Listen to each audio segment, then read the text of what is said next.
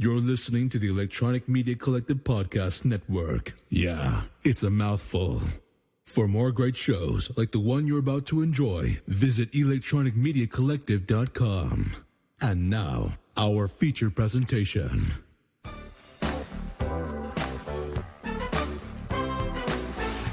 Welcome to the exciting world of the movies. Hello, retro movie lovers, and welcome back to the Movie Graveyard. We got a real treat here. We're going real full circle. This is an episode we've been wanting to do for a very long time. We kind of had a good occasion. So, obviously, Trev is here with me. Trev, how you doing today? I'm doing great, Goat. How you doing? I'm doing awesome, and let me tell you why I'm doing awesome, Trev. Mm-hmm. We have hit a milestone. This episode will be coming out in May, but we're recording it in mid-April right here.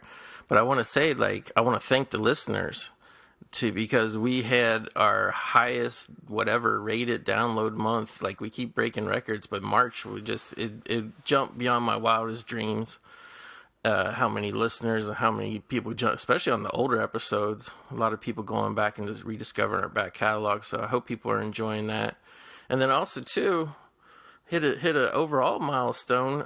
Not even really since the beginning of this show. I'd say since 2017 when we switched servers. But we hit another milestone. I want to thank everybody for helping us hit 30,000 downloads. I know that's a very, very small number compared to popular podcasts, but for something here that we're type of thing where we just only talk about old movies and we only do it every once in a while, and we only and just for fun, just for fun, just a little hobby like this. For us, this is kind of our excuse to get to catch up with each other too. Exactly. And then that just ties into what we're covering today, the awesome Death Wish 3, because Death Wish 2 was, I think, the third or fourth episode we ever done on this podcast. Me and Corey did it, and it was the first one where it's we got listeners, basically. Yeah.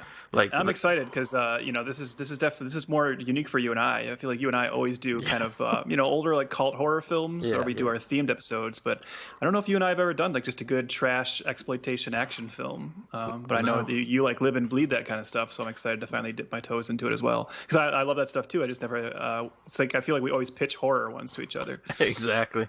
What do you say? If it bleeds, we can watch it. Pretty much. Well, that's still definitely true of this film. So it's not like we're stepping too out of the bounds here. Not at all. It's horror, just of a different kind. So I feel very good. I feel we're coming full circle in the history of the podcast, and things are doing better now than ever, and it was time. We always danced around it. I always wanted to make Bronson a staple of this show. Never really happened for whatever reason. I gotta say, that's kind of the funnest part of this show, Trev, is it's constantly talking to people that jump on as co-hosts, and what do you want, what do you like to do, and figuring things out. But then it's also too, it's there's next thing you know, 3-4 years have gone by, and you're damn, what happened to Boyo? We got to get back on Boyo Bronson over here. Can't let him go. And also too, I pretty much kicked off the quarantine period last year, March, April 2020. I went full in on Bronson. I did a whole Bronson marathon. A lot of his movies, for some reason, were on satellite about a year ago, and I caught about 4 or 5 of them. I feel like I'm just stepping back in time here in a big way. Cool. So let's get it rolling. Let me just quickly ask: did you go on to also go into Robert Bronzi films as well, or? I actually know more. I know that's a joke, but I actually shockingly know a lot more about Robert Bronzi than anybody probably should, or you think. We can talk about that at the end, I think. Yeah. So I'm actually living in the town right now where Robert Bronzi shot the majority of his tribute, Death Kiss. Yeah, okay. If you can believe that. So we got remotes in hand, getting ready to watch Death Wish 3. I'm going to say 1, 2, 3, go. And when I say go, please hit play on your DVD, Blu-ray, 4K Ultra HD remotes, or your streaming remotes, or your PS3 controllers, or your PS4. Should we tell them where we're at in terms Yeah. I'm just so giddy. I'm jumping. We're on the Blu-ray. We're at the 9-second mark. There's a little brand new MGM logo that they attached to the front. We're skipping that because that's not part of the original print of the movie. We're on 9 seconds. It's pure black screen. Mm-hmm. And when we hit play, we're going to see the Canon logo come up. The next thing will come up. So 9 seconds on the Blu-ray. Probably real similar on the DVD. So you got your remote, Trev? I'm good to go, man. 1, 2, 3, go. All right. Yeah, I can't believe 100 episodes of this show, and I forgot to tell them where we're at. Thanks for saving me on that one.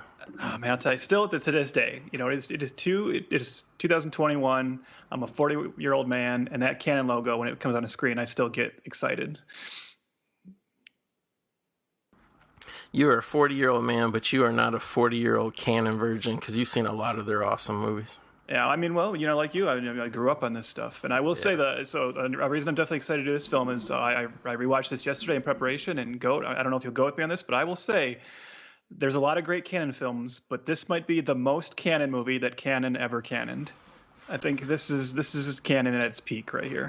I feel like you when you watch this movie, you're living, breathing, tasting everything that the Go-Go Boys were about, wouldn't you say? I think so. Yeah, I think this has pretty much everything you want from the studio and from like you said, from the brothers. This is just it's just pure immaculate form for them. I feel like if they would have been doing subtitles for this point of the series, this one would be called Death Wish 3: Back to New York, wouldn't you say? Something like that. Yeah, back. But I think that even the poster might say "Back in Action." But I love this, even starting with the bridge, just like they couldn't even wait to get like when the bridge like looked nice. Yeah, just the construction guys was all tore up, shitty.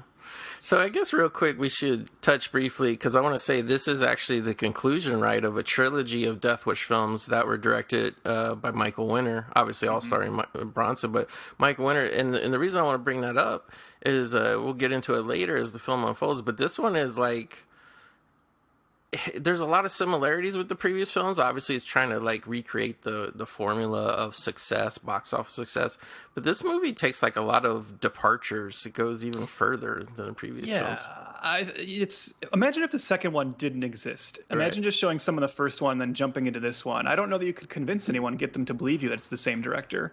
The second one has that kind of, it's that important piece in the middle. But even that, I mean, it's still, from what the first one is to even 2, and then especially 3, it's pretty crazy that Michael Winner did all of these. Yeah, jumping back in time real quick, 1974 saw the release of the original Death Wish. And I wouldn't say Death Wish is, it's much more serious film, much more of a drama than it is an action film. Wouldn't you agree, Trev? Yeah, I think it's what, if a vigilante film made today, right? And I know there was a Death Wish remake a couple of years ago, but I mean, with the thematics of today, I think a movie like Death Wish is what a vigilante movie today would have to be more, right? More sobering look at the realities of what that would be like to decide to wage a one-man war on crime, because they don't play him as the superhero in that at all. He vomits after he first kills someone. He has difficulty taking down the criminals. It really much plays like, what if a regular person decided to seek this kind of vengeance? And we got to say, too, the thing that I think is the most unique, because the whole vigilante vengeance thing has been really like a whole genre unto itself. But I would think one thing that separates Death Wish from all those other films is, the first one, his wife gets killed. It's a home invasion type thing, rape, robbery, murder. His wife gets killed. His daughter gets traumatized. But which by the way, just for trivia, one of the assailants is a very strange young Jeff Goldblum. But the most important thing is the police never catch on who did this, who did it. So like, the first movie is Bronson just going on the streets of New York and killing random criminals. He's not even like hunting who did it to his family. He's like, whereas all these other, the Death Wish 2, 3, 4, they're all like very directly tied to him, identified like with a particular gang that he's trying to take down, I'd say. Well, it's not a Death Wish film if you don't have a later, more famous actor as one of the gang members. So you said we have Jeff Goldblum in the gang in the first film. We get Lawrence Fishburne in the second one, and we just saw Alex Winter in the gang in this one. Yeah, it's almost like, very fitting that the star power kind of dips as well. So you get Goldblum, who's been in the biggest hits of all time. You get Fishburne, who's a very dramatic actor, but been in maybe only one really big film series, let's say The Matrix. And now you get Alex Winter, who pretty much was only in Bill and Ted and The Lost Boys. So What a slam on the John Wick franchise, which Lawrence Fishburne is also in. Yeah, but he's very, wouldn't you say, a background character. Yeah, I mean, he was brought in because of the Matrix connection. Yeah. Yeah, and I think you're right in terms of that, like the dipping star power, because now that I said that, I'm pretty sure there's like no famous people in Death Wish 4 or 5. Yeah. So I think that trend actually kind of ends here. Also, I just wanted to briefly mention during the opening credits here, there's already so much to talk about. I know. We're already getting behind. This apartment building. Let me just briefly say how confusing this apartment building is, because notice like every door they show us has like a different kind of like number on the front. It's like the numbering is all different. None of these apartments look like they exist in the same building. They're all different, like architecturally, and the interior design is completely different. Charles Bronson's friend's apartment is like all wood paneled, and these other ones look a little bit more classy. But in the opening credits, this is such a canon move. You saw the credit for music by Jimmy Page. That's kind of a lie. He did not have anything to do with this film. It's only that they reused the score he did for A Death Wish 2. And we're able to throw his name back into the opening credits. Yeah, it's a little weird because there is a second guy who does most of the majority of the score, and then like if you watch the end credits, it'll say Jimmy Page and Michael so and so. But yeah, the opening credits is like Jimmy Page, because like I was I threw in right before we recorded this, I threw in like Death Wish 2. I got the unrated version recently. And because I wanted to see how Bronson's performance was compared to his performance in this. And, like, yeah, you can definitely tell the Jimmy Page music actually is pretty much all Jimmy Page music in the original one. It sounds much more rock-oriented, whereas this one has a lot more of a synth score to it, I'd say. Yeah. So I guess we should like talk about, like you were just kind of briefly mentioning the first Death Wish. So as you said, the story of the first Death Wish is he's just this regular kind of businessman in New York. He was in the Korean War, but he's a conscientious objector. So he was just, what was he, a photographer or a medic, I think, right? I can't remember. It's been a while since I've seen it. Yeah, so he refused to kind of like take part in combat. He's kind of, you know, the typical peace-loving liberal. And then his wife and daughter are brutally assaulted. His wife passes away, and his daughter goes into like basically a catatonic state. And that's what sends him in the you know, search for just taking out criminals. In Death Wish 2, you know, the conclusion of the first Death Wish, the police basically allow him to get away with what he did because they don't want people to know that this vigilante is out there, and you know, it was kind of a good thing for the crime stats. So they allow him, they set him free with the condition that he'll leave New York. And in Death Wish 2, is it San Francisco? Is that where Death Wish 2 is, or is it? I thought it was Los Angeles. No, it's Los Angeles. It's Los Angeles, yes. Yeah. So he picks up in Los Angeles. You know, he's dating a new woman, and this is like the most like mean-spirited thing about Death Wish 2, of course, is that his daughter, we learn, is still kind of, you know, facing the you know, the repercussions of what happened in the first film, and she is attacked again, kidnapped by a new gang who rapes her, and she tries to get away from them by jumping out a window and ends up impaled on a fence. And I just, every time I watch Death Wish 2, I just can't believe they made that decision to, after everything they put the daughter through in the first film, to have it happen to her again and then kill her. Well, yeah, it's very, because you actually get a double rape scene in Death Wish 2. First, there's a very long, extended, brutal rape with the maid, which is insanely. Yeah. Like I don't know how to feel about it in the unrated version, because the unrated version is much more graphic and lurid, but at the same time, it's like it pummels home more of the tragedy of it. And pretty much, yeah, it's like pretty much the next scene after that is they're going to do they kidnap the daughter. They're going to do the same thing to her, and she does get raped. And it's a very strange, especially in the unrated version. It's very weird. Like, I don't know how to describe it. It's like the guy is like trying to make love to her or something, and she's like totally like blanked out. And then it's pretty much like the rest of the guys are getting ready to take their turns, I guess you would say. And then she jumps out the window. So it's like, I thought that not only she jumps out the window, Trev, she jumps out and like lands on like, impales on like a iron gate. It's very gory and horrible. Mm-hmm. But it's interesting to the character, as much as she was catatonic and almost in a childlike state, is like when she, like, you know, it started to happen to her again, she made the choice. Like, I don't know how much jumping out the window was escape, but I felt like it was almost like she was choosing suicide. You know what I mean? Yeah.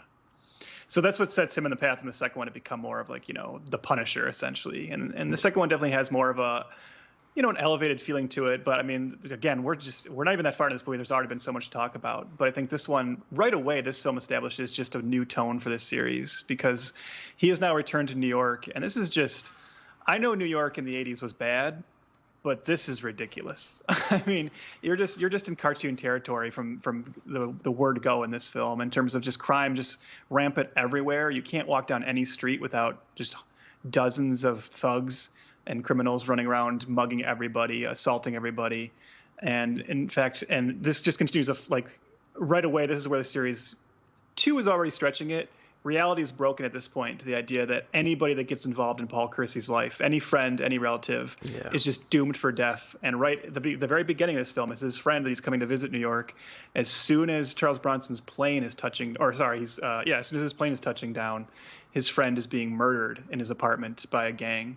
Now, I want to ask you, Goat, what is your conception of why do these gangs? Are they attacking this apartment building for?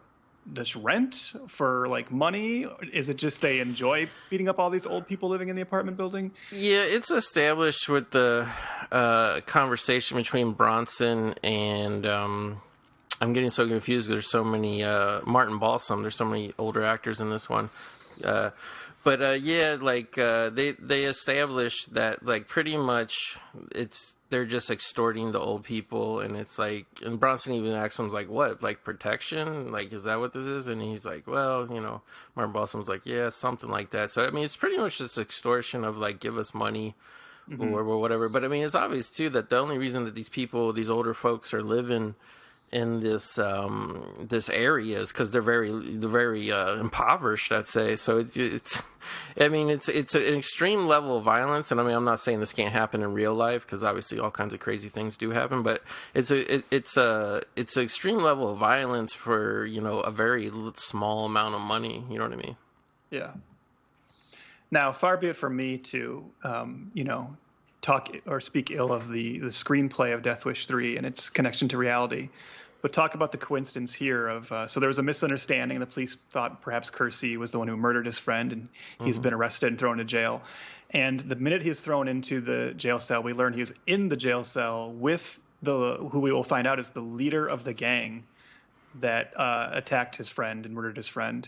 And it's really strange because there's no dialogue spoken between them for him to learn that, but they just see each other and instantly take a disliking to each other, setting up the conflict for the rest of the film. And that's just such a cheap way to bring those two characters together the first time. But I guess that's what you expect from the canon Death Wish series. And I'm not talking bad about it because I love it. This is one of the stupidest films ever made, but one of the most highly entertaining films ever made. So, yeah, I guess we'll talk about that for a second. So the first movie, Paul Kersey, is very serious. He's very much a man in grief.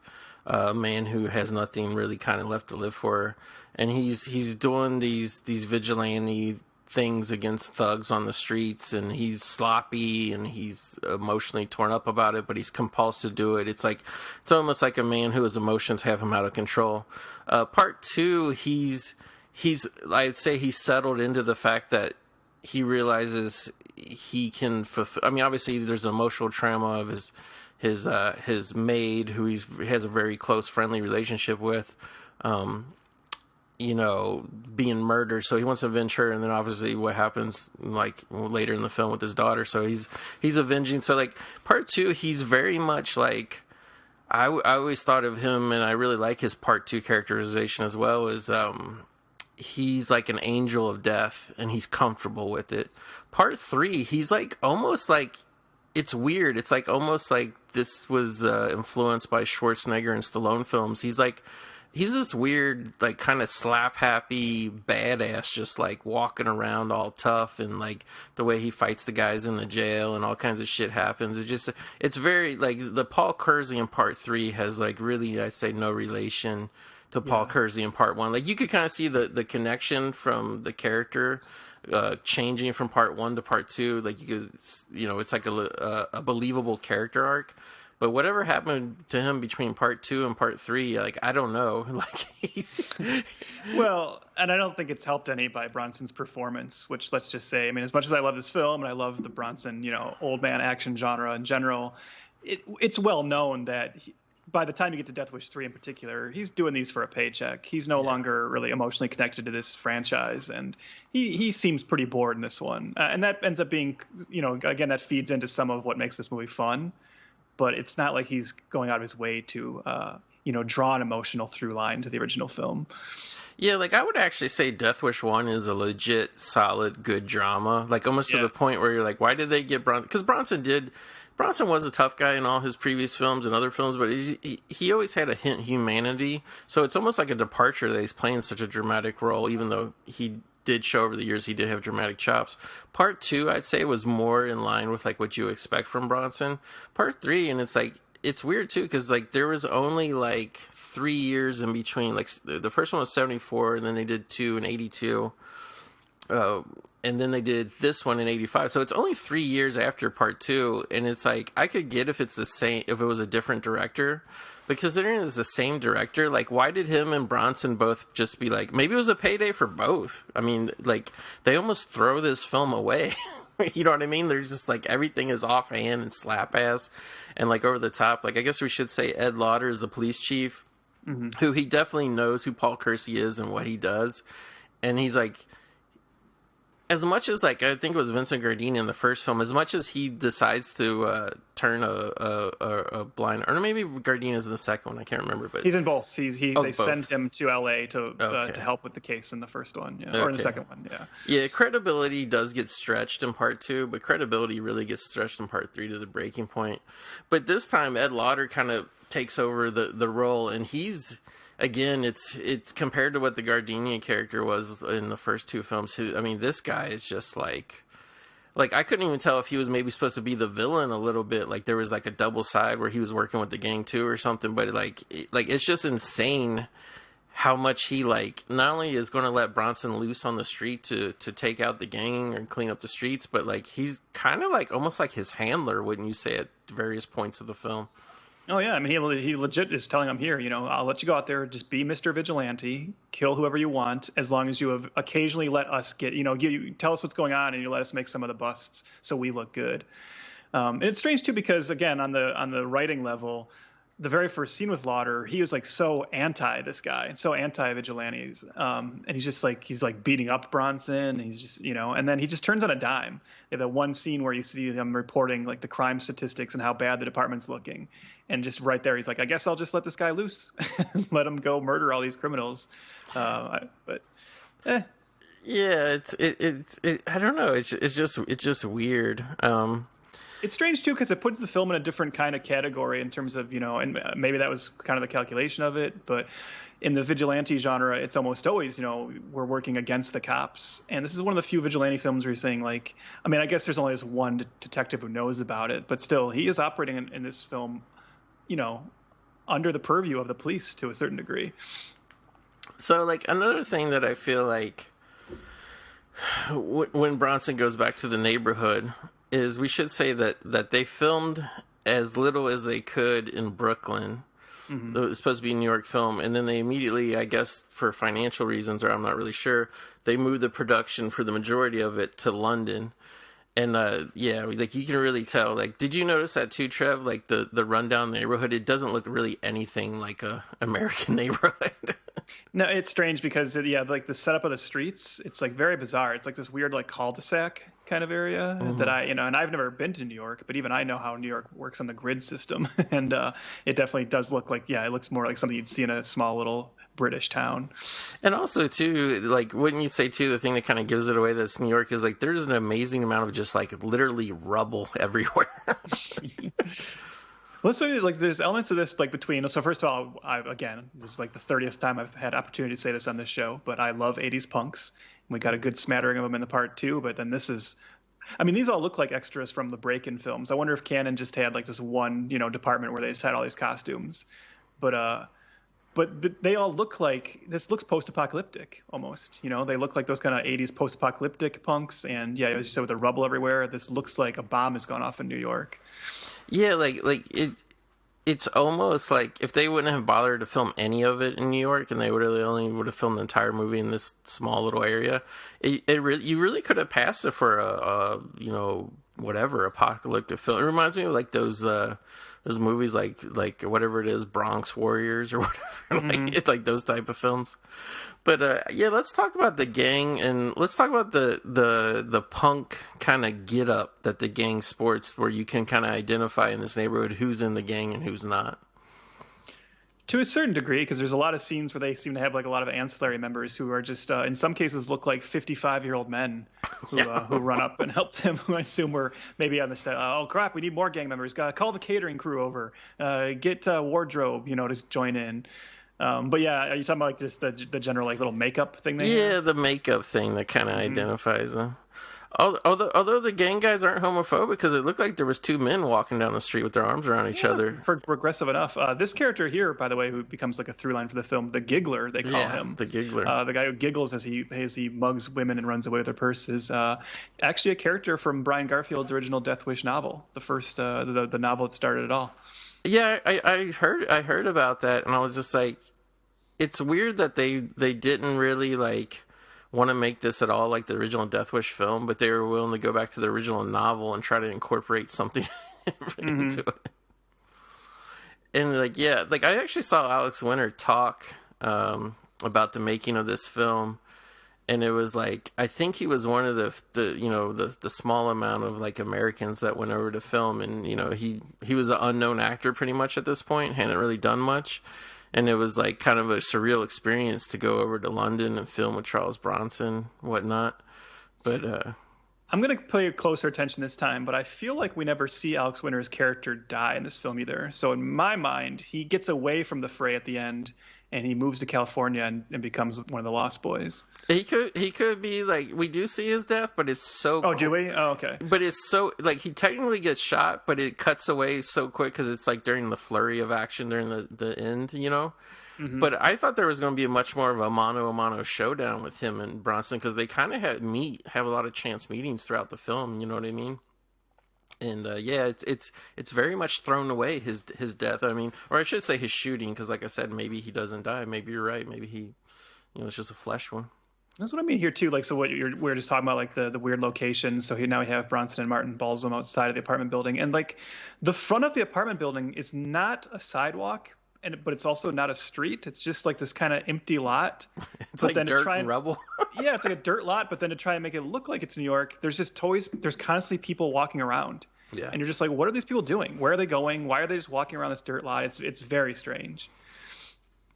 And I gotta say too, and I mean, there's many instances where it pointed out, but I guess there is the younger couple, which we did see, a big celebrity there in another small role, but we'll get to her later when she kind of comes on screen more. But like, for the most part, Bronson kind of sticks with this building full of older people, and I thought that was kind of a good move. But what's not a good move is like Martin Balsam goes out to the street to meet him. He's, oh, you're Charlie's friend, right? Yeah. It's very kind of like, I don't know, sloppy screenwriting, whatever.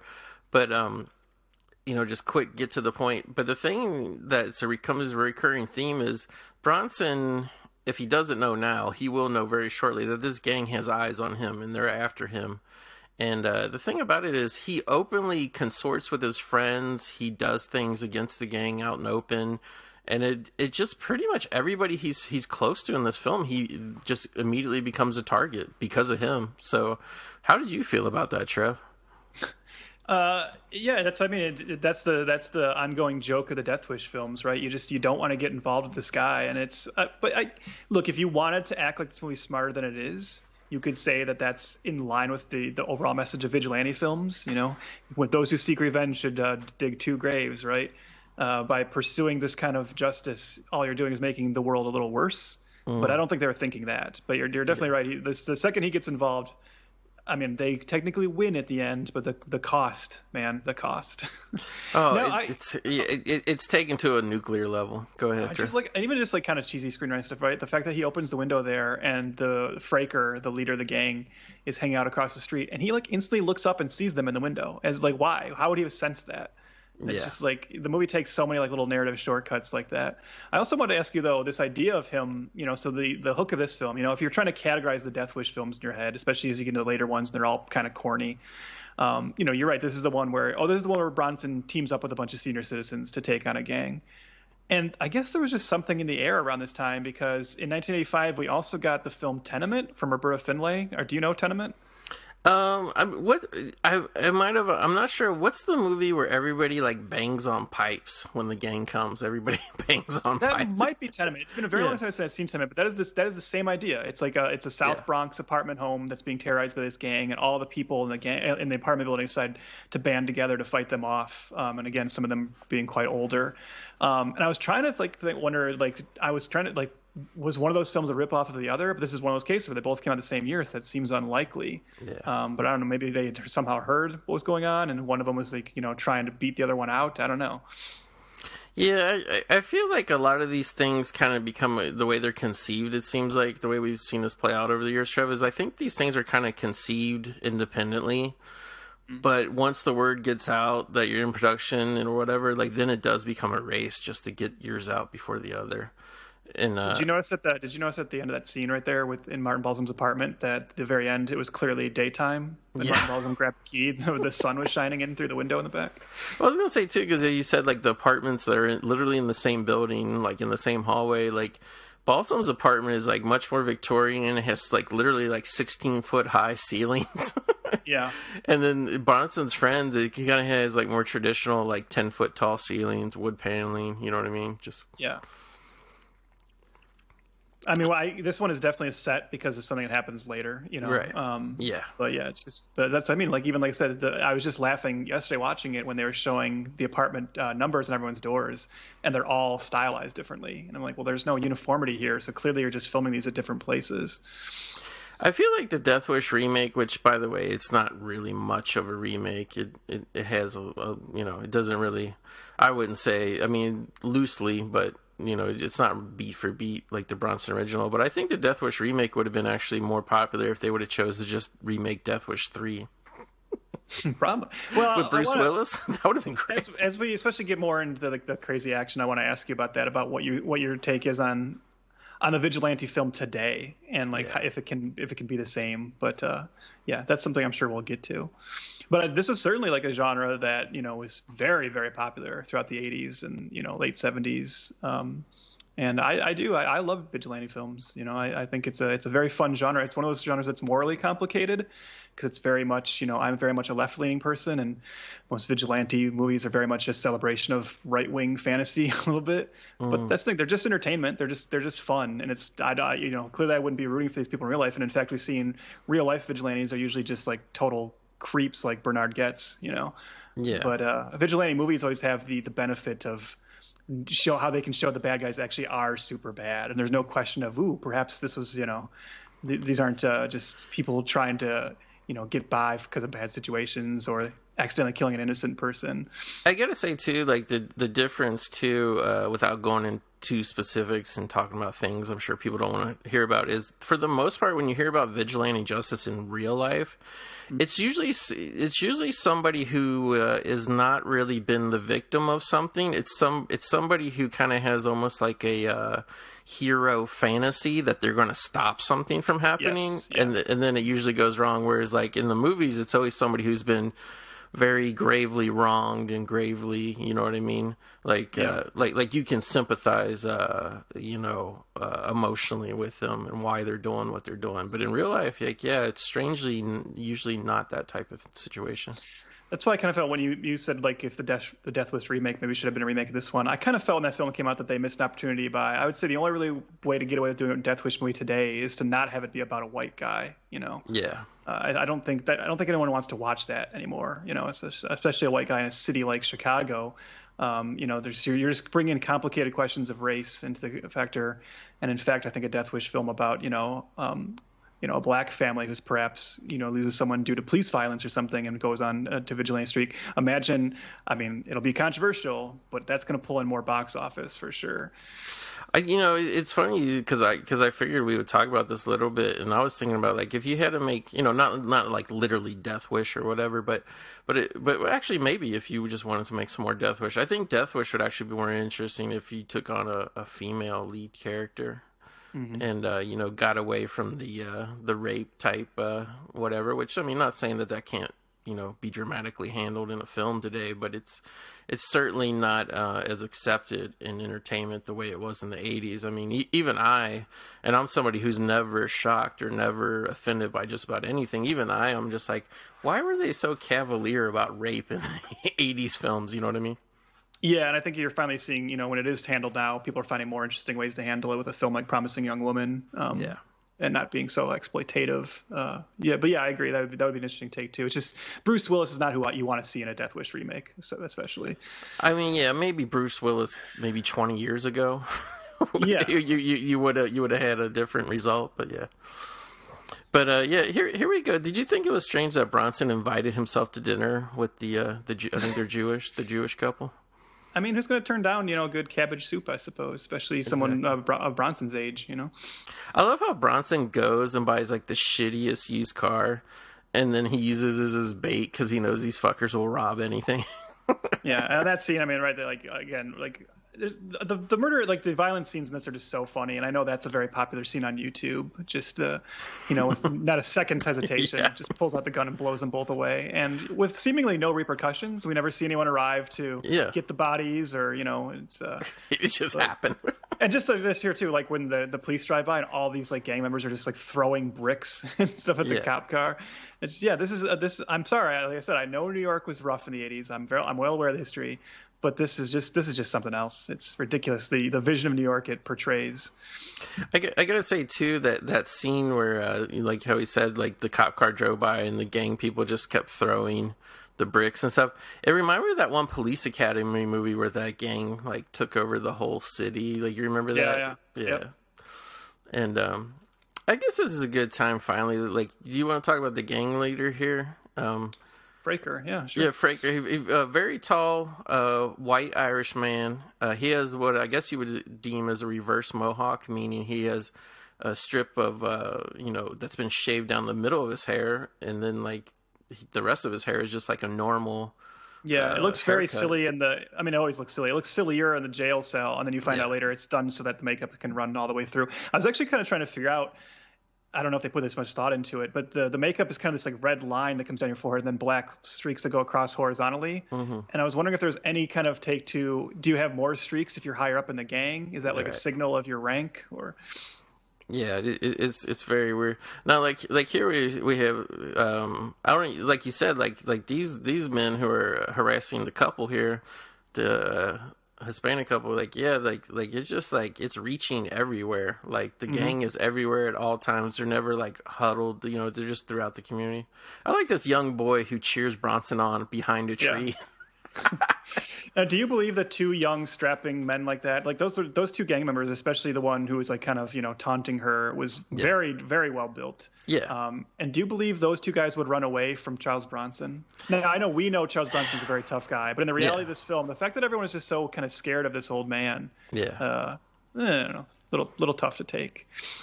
Yeah. So I guess we should say of the Latino couple. The wife is actually a very well-known actress, Marina Sirtis from Star Trek: The Next Generation. Performing in this film in what I can only say I would have to unfortunately call brownface. Now, I was going to ask you about that because for people who don't know, I believe she's of Greek descent. She is, yes. Yeah, and they're clearly putting some makeup on her. Okay, see, yeah, I couldn't quite tell. And it took me by surprise because the first time I viewed this movie, I didn't know it was her until I saw the credits. I was like doing some research after the movie, and I was like, "Dang, that was her!" And I rewound it. I was like, "Yeah," because this movie was only maybe I want to say 3 to 4 years before the Star Trek Next Generation came on, and remarkably visually different person, I'd say. Mm-hmm. And I guess it is attributed to the makeup, like you said. But getting back to Fraker, like. Does he remind you of anybody, Trev? Like any other? Yes, and I wonder. I don't know if this is a leading question, but does he remind you of the Kurgan from Highlander?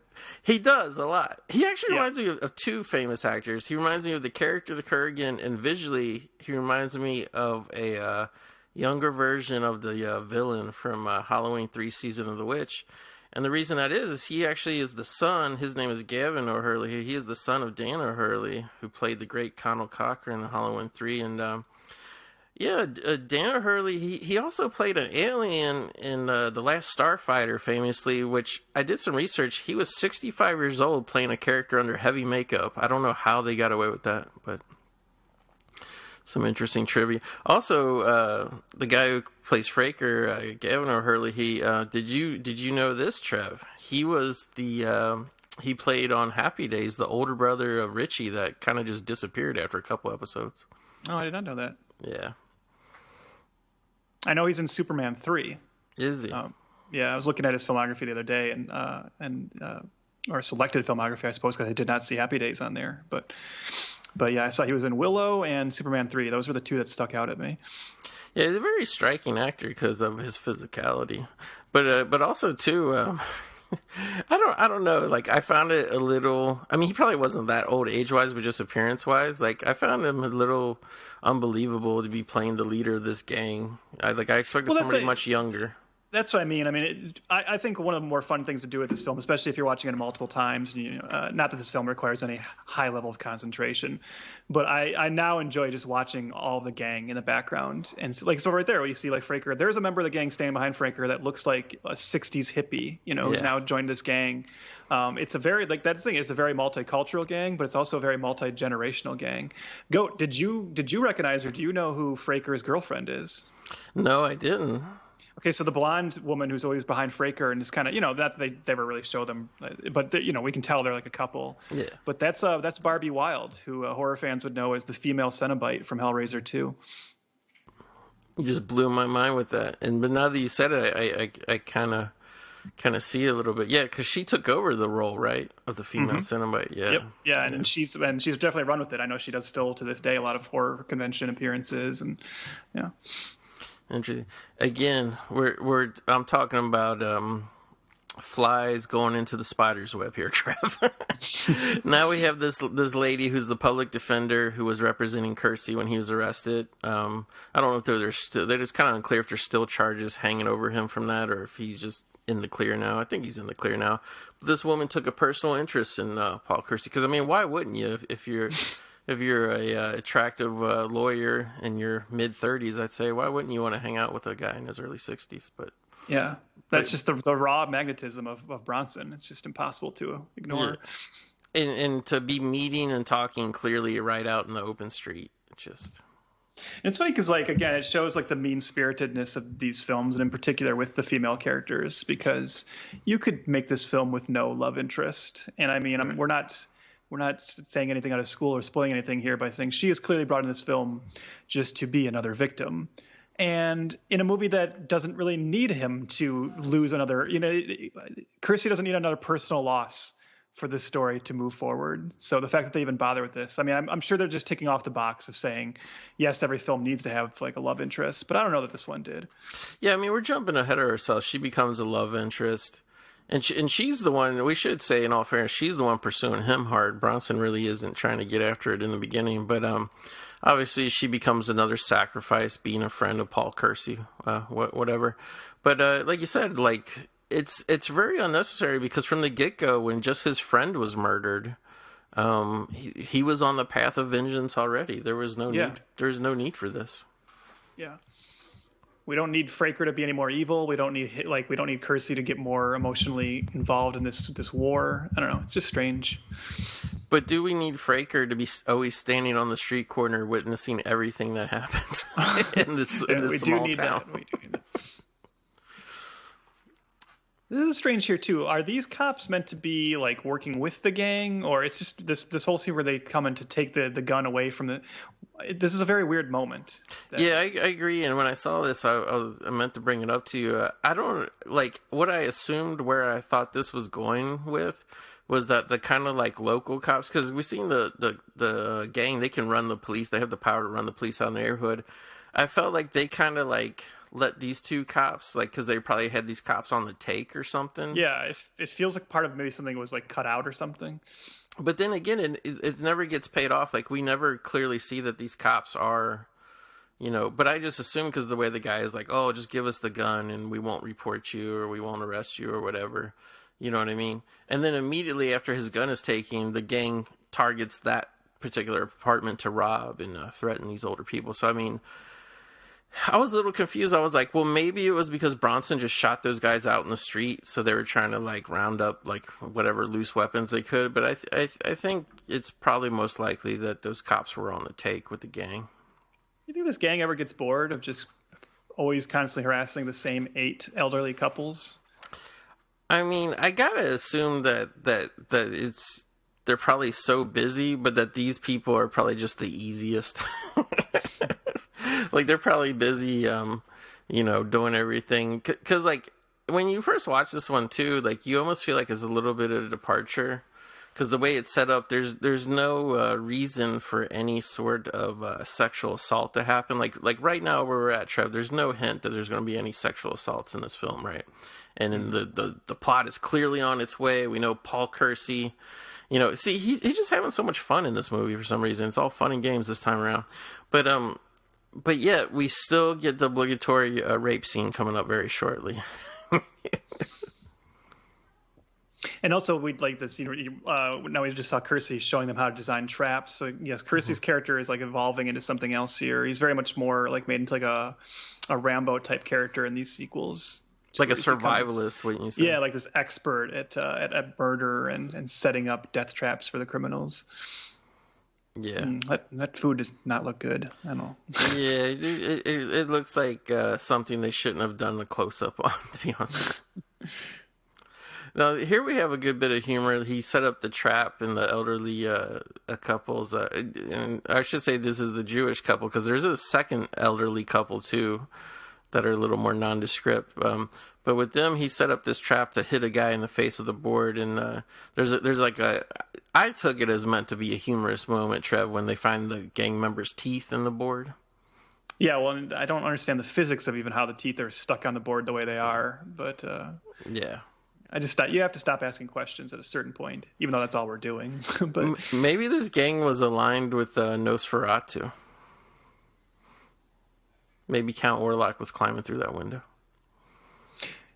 I just think it's like in this entire film, like the reality of this film, that how constantly dangerous this neighborhood is, how the gang is constantly, patrolling around that building, harassing these people all the time, and yet, Kersey and Rodriguez still will go just for a stroll out on the sidewalk at noon apparently, and it's just weird. Like that's the strange dichotomy of this film is how regular life just seems to be going on. Even though there's this constant war going on around this building. Yeah, it's very strange. Well, at least they have a local cinema that's playing Beverly Hills Cop. Yeah. And I froze it the other night. I'm blanking on it, but there was another film that was playing there that was a very weird kung fu film of the time. Now, we get introduced to the real star of the movie here, right? Wildey. Like when I was a kid, I always identified Wildey with the Death Wish films because he gets displayed prominently, usually on the posters, doesn't he? Yeah. So Wildey is the giant 44 Magnum kind of elephant hunting pistol that Bronson uses, and I gotta say, like, I know it's just a theatrical touch that uses such a comically large handgun, but I actually like it. Well, you always want your hero to have a signature weapon or something. Yeah. It's Commando has his rocket launcher, and Kersey has Wildey. And obviously, this is early days in Marina Sirtis's career here, and yeah, I mean, we just immediately like in these films, like the clothes of women were just torn off like tissue paper. Mm-hmm. I mean, I thought that actually took some gumption, though, that elderly couple tried to intervene for even just a split second. But, nothing. I mean, this is sexual assault literally taking place right outside. They abduct her and take her away here. But literally this whole thing started in the parking lot of a supermarket. So there is no safe space, as we say, in this neighborhood. I got to tell you, Goat, I watched this film yesterday to prepare, and then last night I watched the season premiere of Last Drive-In. So I watched Mother's Day. Oh wow! And now I'm watching this film again. This is a particularly sleazy 48-hour span for me. I don't know if I. You're gonna have to take some extra showers. Yeah. So, do you think this was just a routine crime here against this woman, or do you think this was more of a message to to Bronson. That's what I mean. That's what you alluded to it earlier, but it's never really clear. Is this where everything was already heading, or is this all escalation at this point because of Kersey getting involved? That's definitely what it feels like to me. I feel like we're seeing an escalation now because, when Kersey arrives, yes, they have just beaten up his friend, but we're kind of led to believe that this has been going on for a while without the stakes being quite this high. Right. And now from this point on, it's just awful for all of these people. Although I will say Michael Winters showed some mercy there, that the scene against the woman was very brief compared to Death Wish Part 2, or even Death Wish Part 1, in all honesty. Well, I do hate to think, there's definitely a chance of this, but I hate to think that that was just another box that they had to tick, where someone was like, okay, it's a Death Wish film, there needs to be a rape. And so it's just kind of thrown in because they felt like that's just part of the franchise. Yeah, and I gotta say, like when we watch Part 2, what happens with the maid is so terrible, so awful. But then what happens to his daughter is just so much more over the top. It's like well, we already had the thing, the terrible thing happened, and it's and with this, like you said, it wasn't even Winter really committed to it because it was so brief or whatever. But it's just were there distributors, that were always oh, you got to have this in here. Oh, you got to, because it even happens in Class of 1984. You know what I mean? Mm-hmm. So it was a box to tick. When I watch those scenes, in all honesty, I just feel so bad for because I know it's obviously not all real and stuff like that, but I just feel bad for the actresses who have to do those scenes. You know what I mean? Mm-hmm. It just seems so horrible. And I guess it's different if you're doing it in the course of a really prestige film or something. Obviously, I feel less bad for somebody like Jodie Foster who did it in The Accused, where the whole movie is, something happens in the first 10 minutes, it's brutal, and then the whole rest of the movie is the emotional aftermath and kind of raise questions about what happened. And stories like this, it's you do a horrible rape scene, it's just forgotten the next scene. You know what I mean? Yeah. And it's one of those things, it's one of those things I'm sure you, like me, find yourself wrestling with more now, because it was just such a staple of exploitation cinema throughout the 70s and 80s, the ones that we grew up on and saw on cable all the time and rented at the video store. And I just used to not think that much about it. I mean, obviously, we know it's awful, but it was just so accepted in film. And I have now, I'm at that point now where, like many, of just, when it comes to when you see it in a new film, you're just really, still we're doing this, and And I think like you just said, I think it's only justified if you're making a film that is really going to heavily tackle the true emotional kind of fallout of that, and that's not what most of these do. An example, like I said, as over the top as Part 2 is, okay, the rest of the movie is serious. This is literally the next scene after this one, which we should say they broke her arm and led to a blood clot, killing her.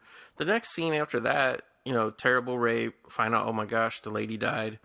And then Bronson, he's cavalier with playing with his giant gun. He's flipping ice creams to the kid who idolizes him in the neighborhood. And he's just strolling around with his Nikon camera, obviously setting up bait for the giggler here. But it's just it's an odd tone. You know what I mean? What I always find amusing about this scene is that, so this is a trap, or like you said, he purposely, flicks this Nikon camera over his shoulder so the giggler will take it so that he can be justified to shoot him. Mm-hmm. But if you're at the point where someone stealing your camera is enough justification for murdering someone in cold blood on the street, I feel like he probably didn't need to do the camera thing at all. Right. At this point, he knows this gang is bad. What's stopping him from just walking up to him and shooting him? Yeah, and that's kind of more the vibe of the first film. It's where this one it's kind of all a big game. And what's ironic is that immediately after he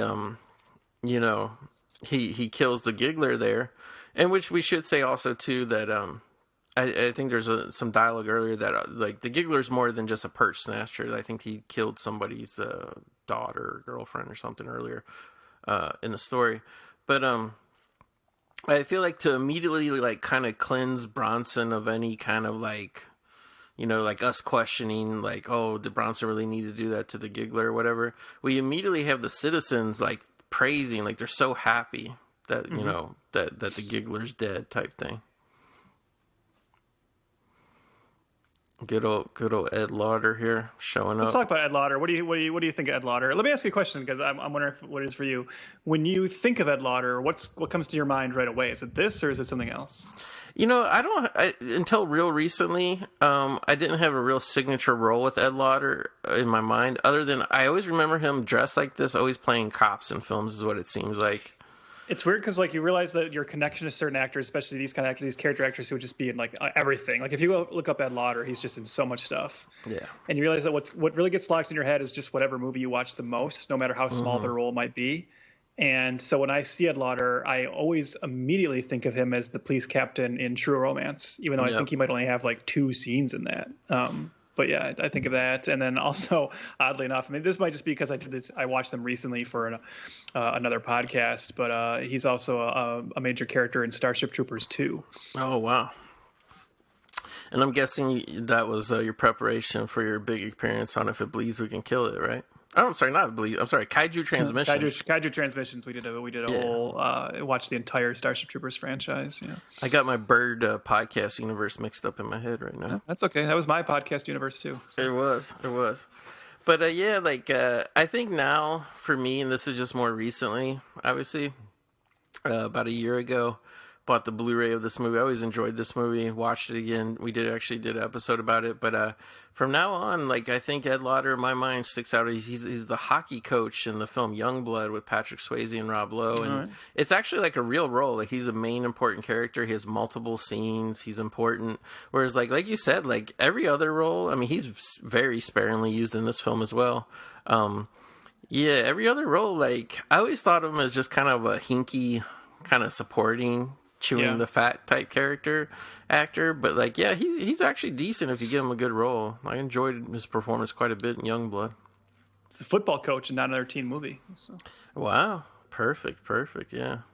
Because it's kind of funny because also another football movie was All the Right Moves with that Craig T. Nelson, and like I feel like we're missing that great lost movie where Craig T. and Ed Lauder played brothers at some point. One's a cop, one's a football coach. I could actually, besides this diversion subplot, now this is all very...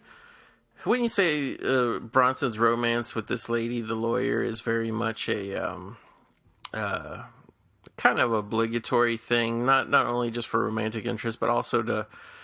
I feel like her character and her scenes with him kind of function as trying to pull some humanity out of Bronson. Like, could he have a future? Could he have a romance? You know what I mean?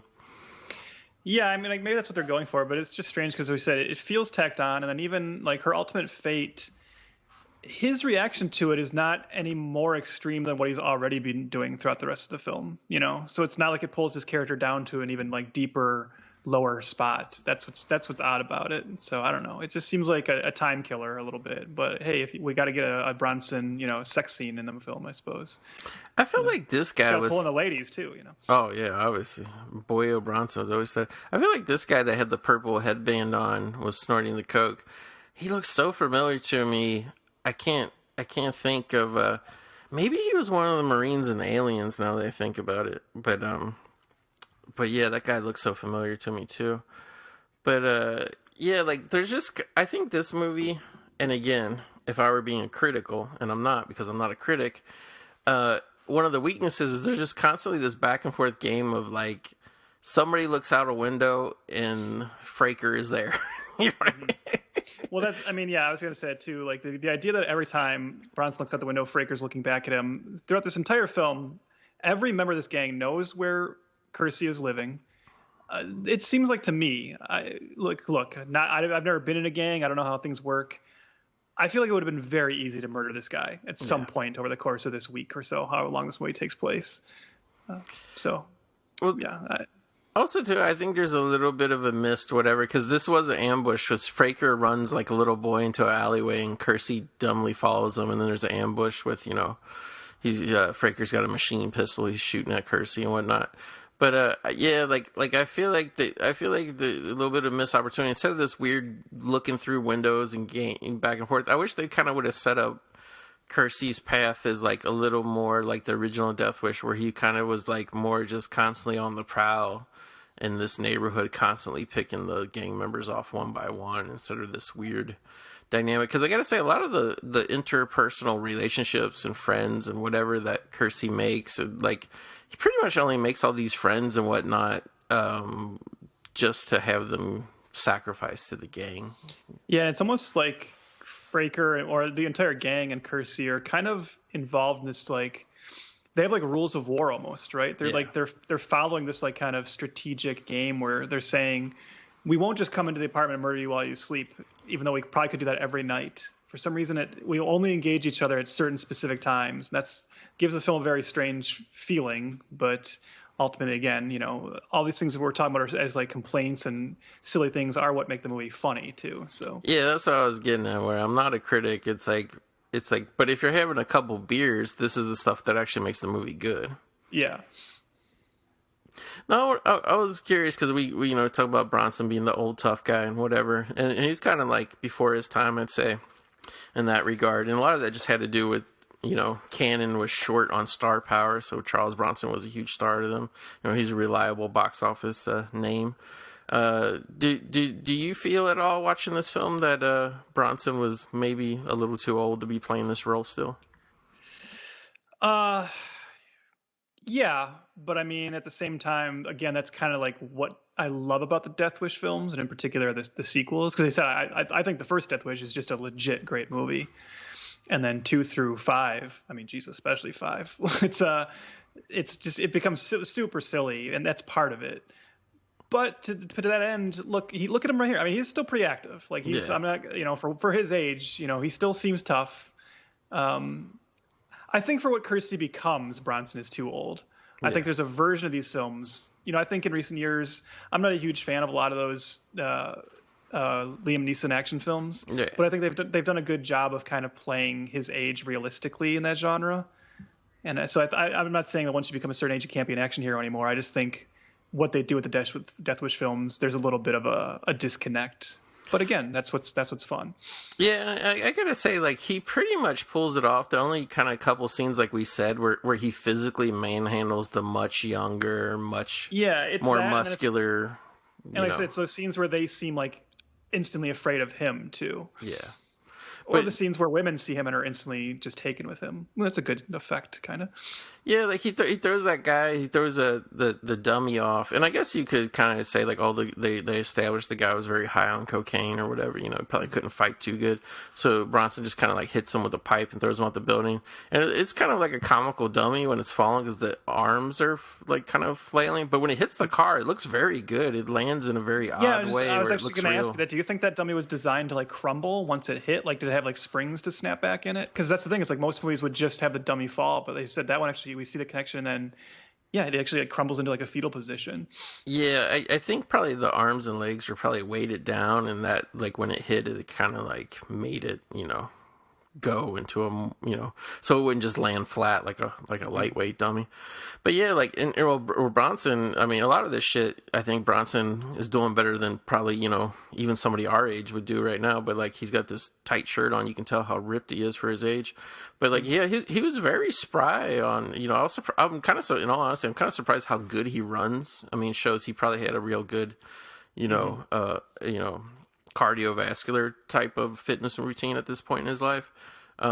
Yeah, it's just the only thing I don't believe is that he hits as hard as he does with punches. You know what I mean? Like, yeah, like they could have just easily kind of like faked it up where he was constantly maybe using brass knuckles, or maybe he, you know, just have him get, because when you're fighting against a murderous, rape hungry gang, like you don't really need to like play fair. You know what I mean?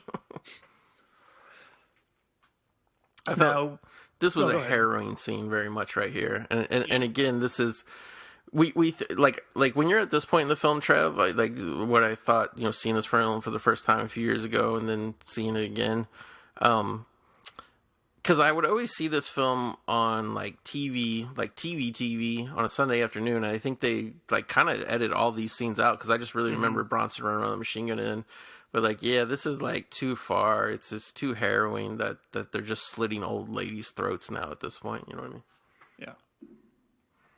Now, were you aware of the piece of trivia that Bronson almost did not come back for this one, and they were ready to, or they did offer it to Chuck Norris instead, and Chuck Norris turned it down because he said the violence was just too distasteful for him. I've never heard that. No. That does make me wonder. Like, first of all, there's two things I wonder there. Was that just, were they serious about that? Or was that just the typical Hollywood negotiation to basically force Bronson to come back, you know? Yeah. But also, if they were going to go forward with it as Chuck Norris, would they have recast this part? Or would this have been a Death Wish 3 with a new main character? Yeah.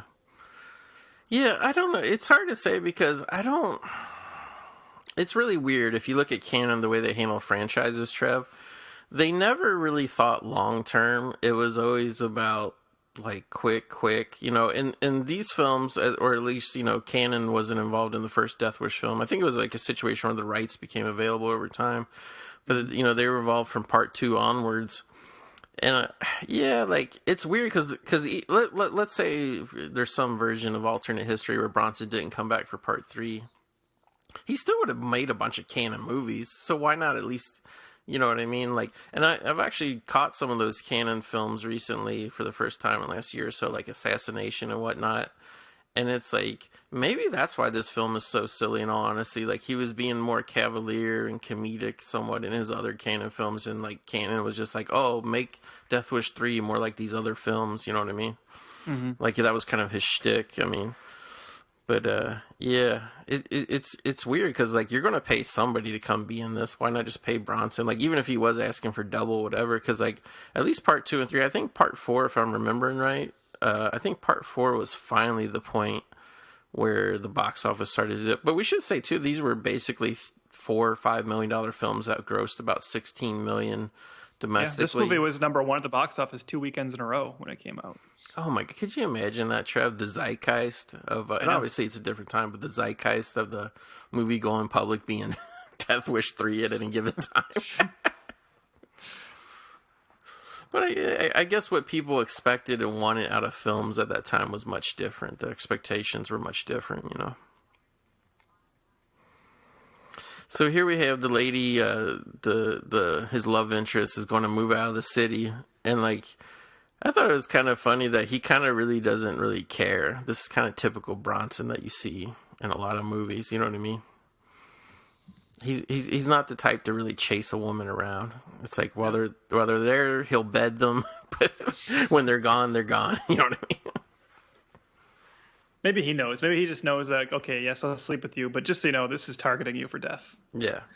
Which I didn't think he should really have a love interest in part 2, but obviously they had to work one in because he was working with Jill Ireland in part 2, which is his wife at the time. Mm-hmm. And maybe that's why this one is, I mean, all the Bronson love scenes were pretty tame, but this one is like kiss, cut to later, the lady's in bed, like, you know, fully blanketed up, Bronson putting his shirt back on. Do you think because he wasn't working with his wife here, that's why this had to be so chaste? Perhaps. The reason I don't mind the love interest in part 2 is that, you know, again, that movie's a little cheesy as well, not as cheesy as this one. But the thing I like about what they do with her in the second one is the idea that she does leave him because of, you know, who he is.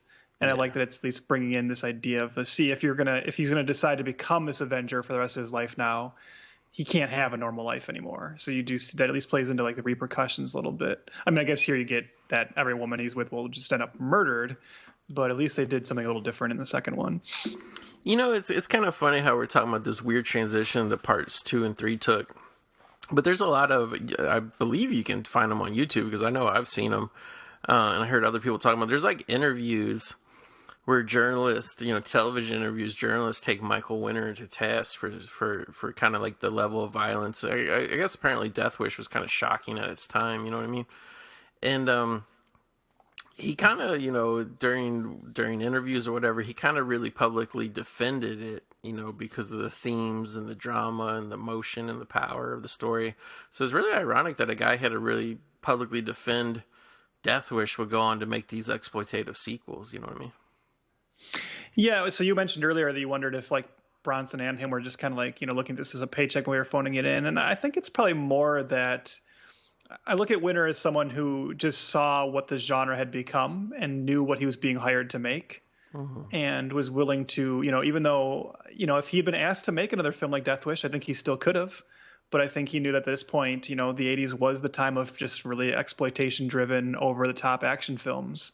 And I think he saw an opportunity to play in that realm in the franchise that he was being allowed to work in, because that's what he was getting hired to do, was Death Wish films, Yeah, so here Bronson's girlfriend gets knocked out, put into the front seat of a car that gets pushed down a hill that then crashes, which, like, I felt like they should have left that character alive, just had her in the hospital hurt or whatever.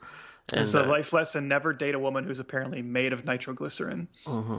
And I swear, yeah, exactly. I swear Bronson walks away like he's not really that perturbed by this. Yeah, so I mean, like, it's the effect of this on him doesn't seem like it changes the film at all. He was already planning to take this whole gang out. So, yeah.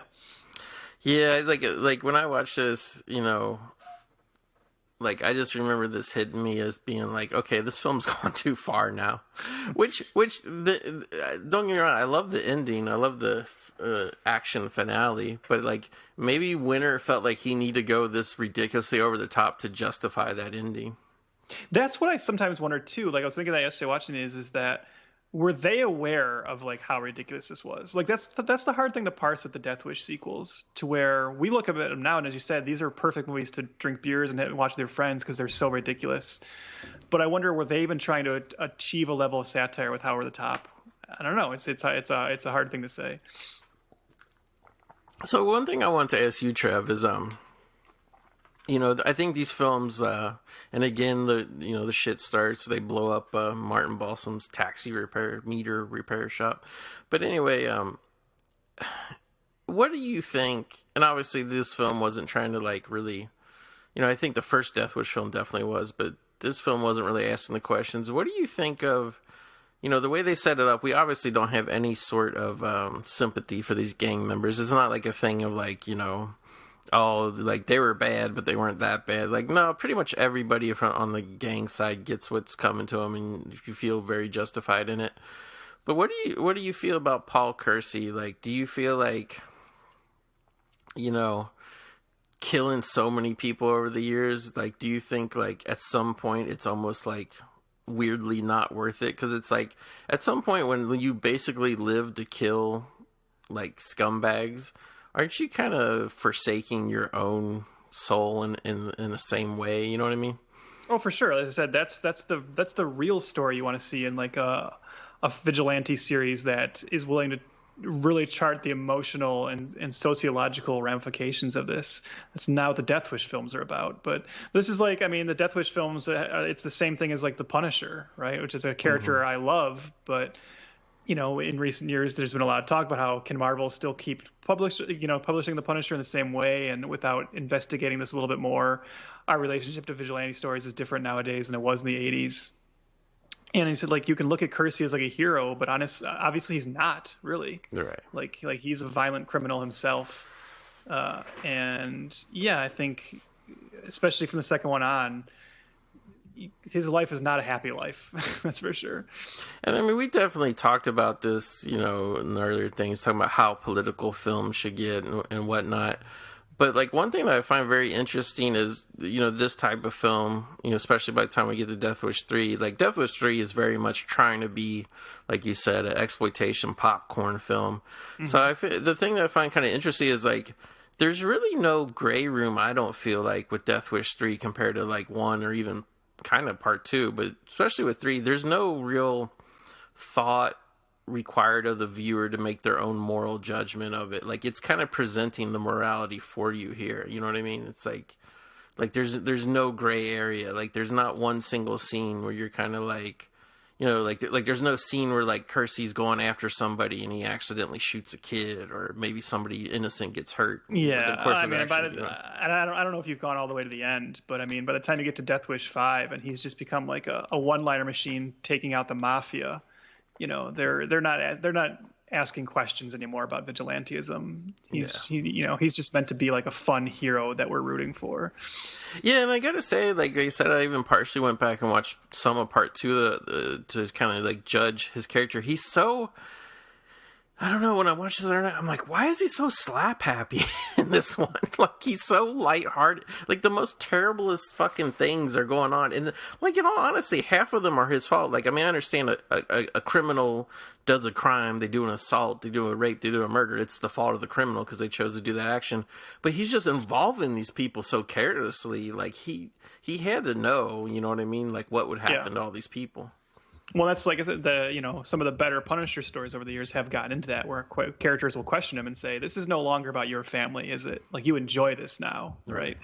So you could say that this film, if there is a level of intelligence to it, maybe that's what it's getting at. That now this is Kersey's life, and maybe he's like loving the fact that this is escalating, getting worse, because this is all he does now.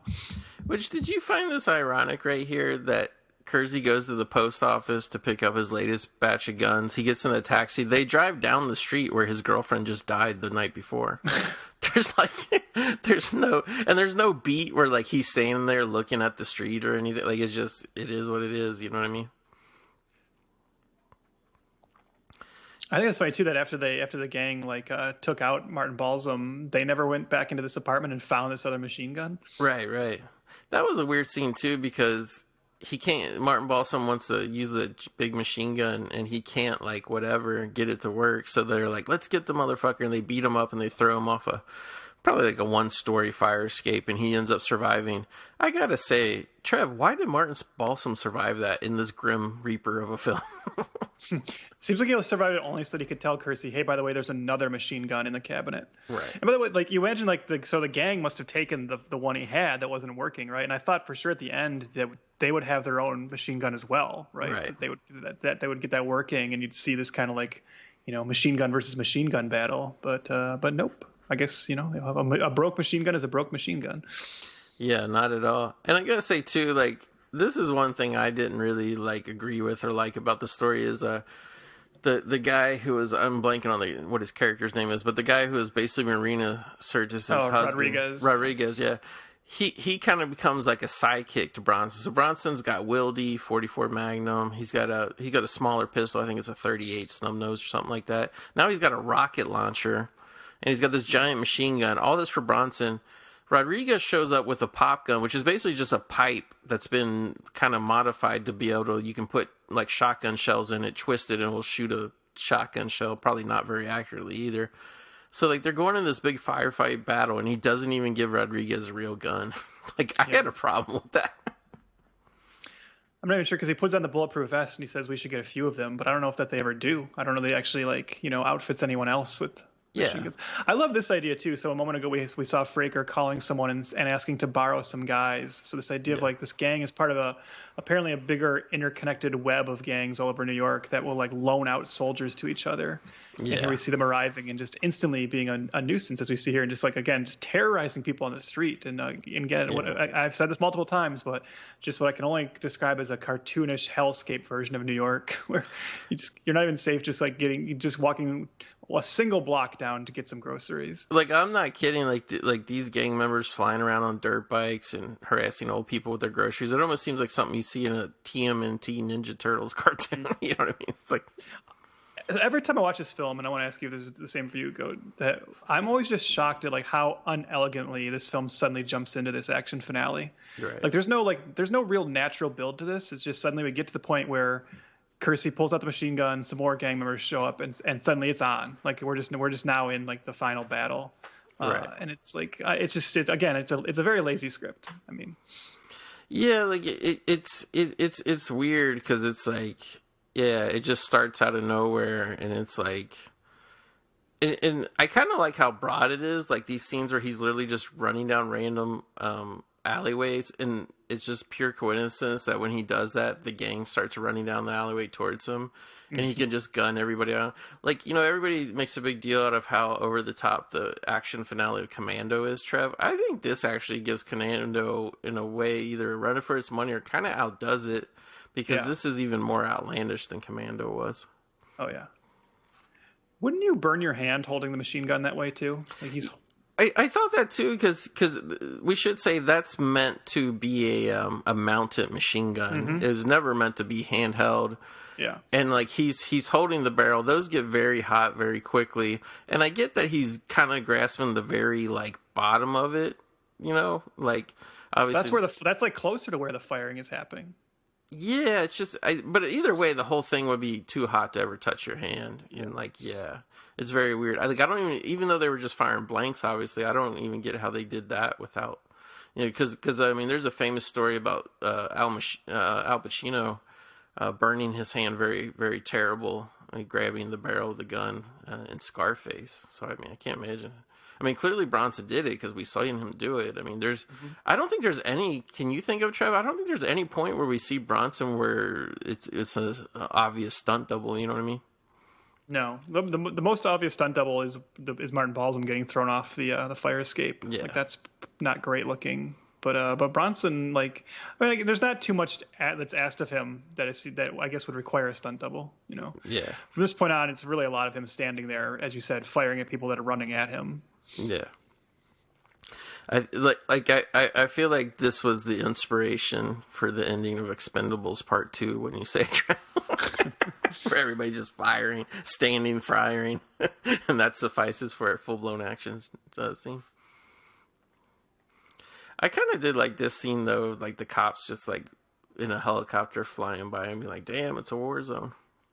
Yeah, I mean, the end of this film is super, super fun. I mean, that's you know, it's definitely this is what I always remember about this film. As a kid, I thought this whole last like 15 or so minutes was just the coolest thing I'd ever seen when this would come on cable. Oh, so I mean, and I realize we probably could have sat here during this commentary and just made fun of everything, but it's like I actually find it more fun trying to like find the logic in it and take it seriously. In all honesty. Yeah, I mean, it's a very easy film to be made fun of, but I'll tell you, like when I rewatched this yesterday and reviewed it on Letterboxd, I gave this 4 out of 5, and that's not a 4 out of 5 for like real quality.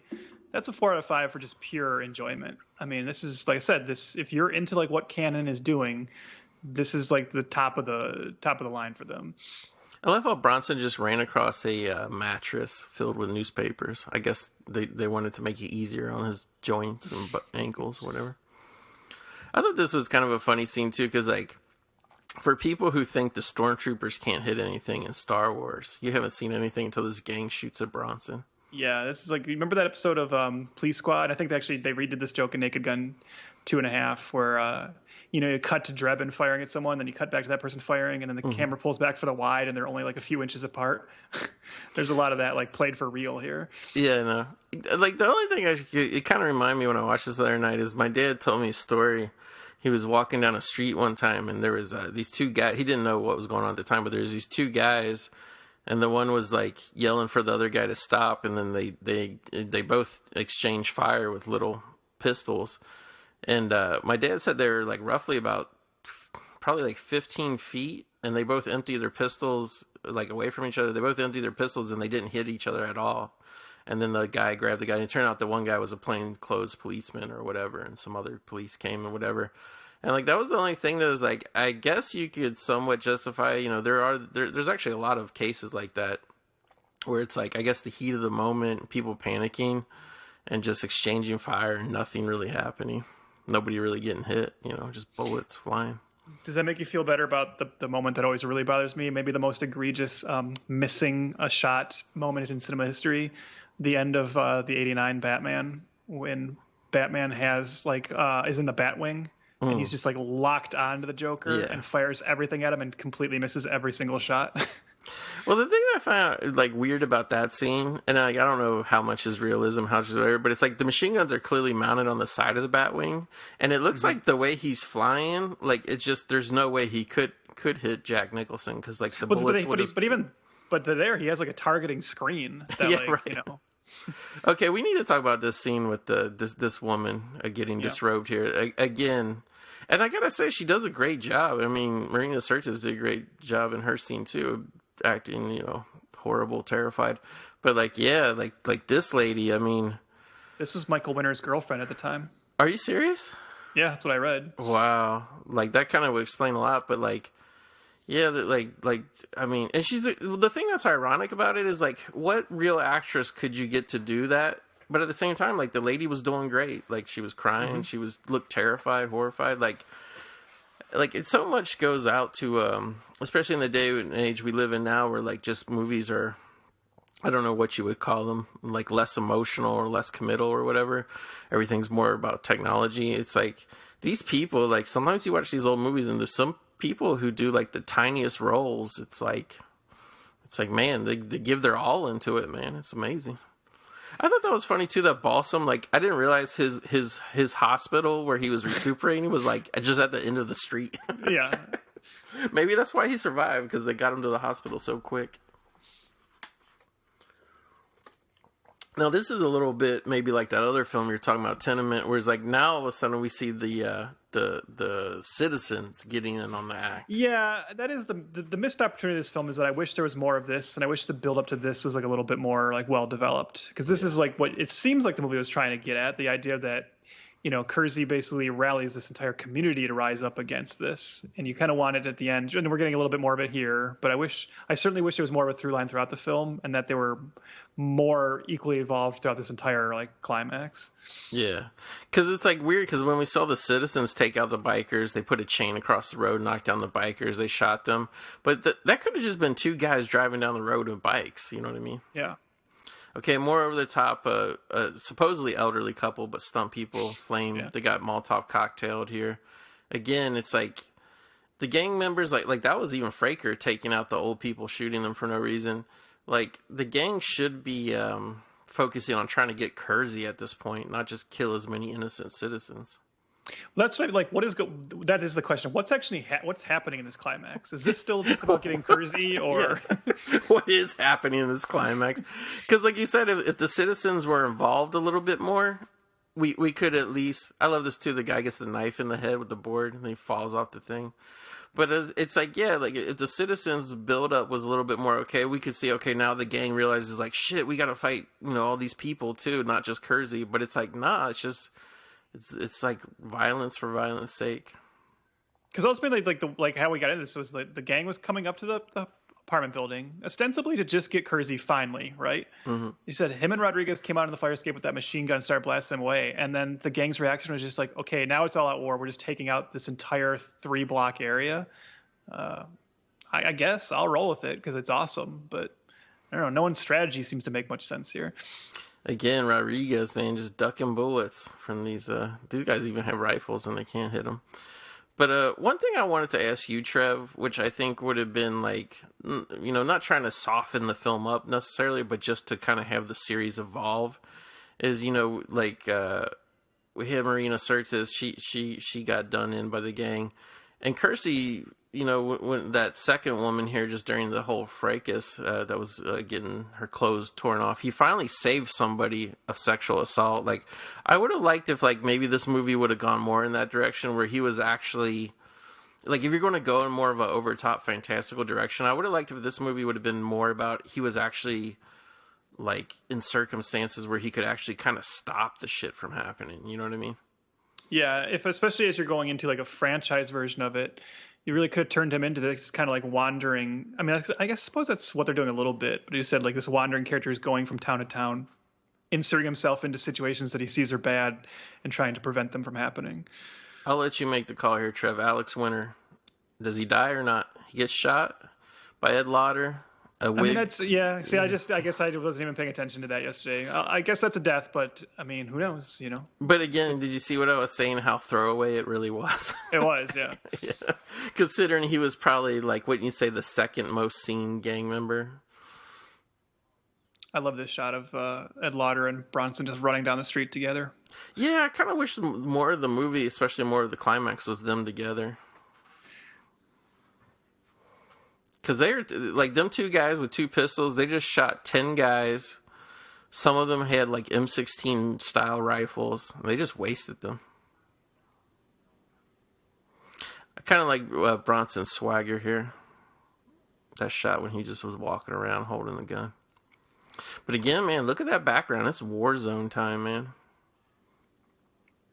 It's funny to, think of, like I said, like the differences of like how much a time period can change the way a film is viewed. And I was just thinking how, you know, with Vincent Gardina's character in the first 2 and especially part 2 and then Ed Lauder in this one, there's probably some thought that, well, let's have Ed Lauder join at the end so that we're not saying like all cops are useless and all cops are bad. He can have a heroic moment at the end, and I was thinking that the heroic moment of the cop at the end of this is just blasting away citizens on the street. You know? Yeah, no questions asked.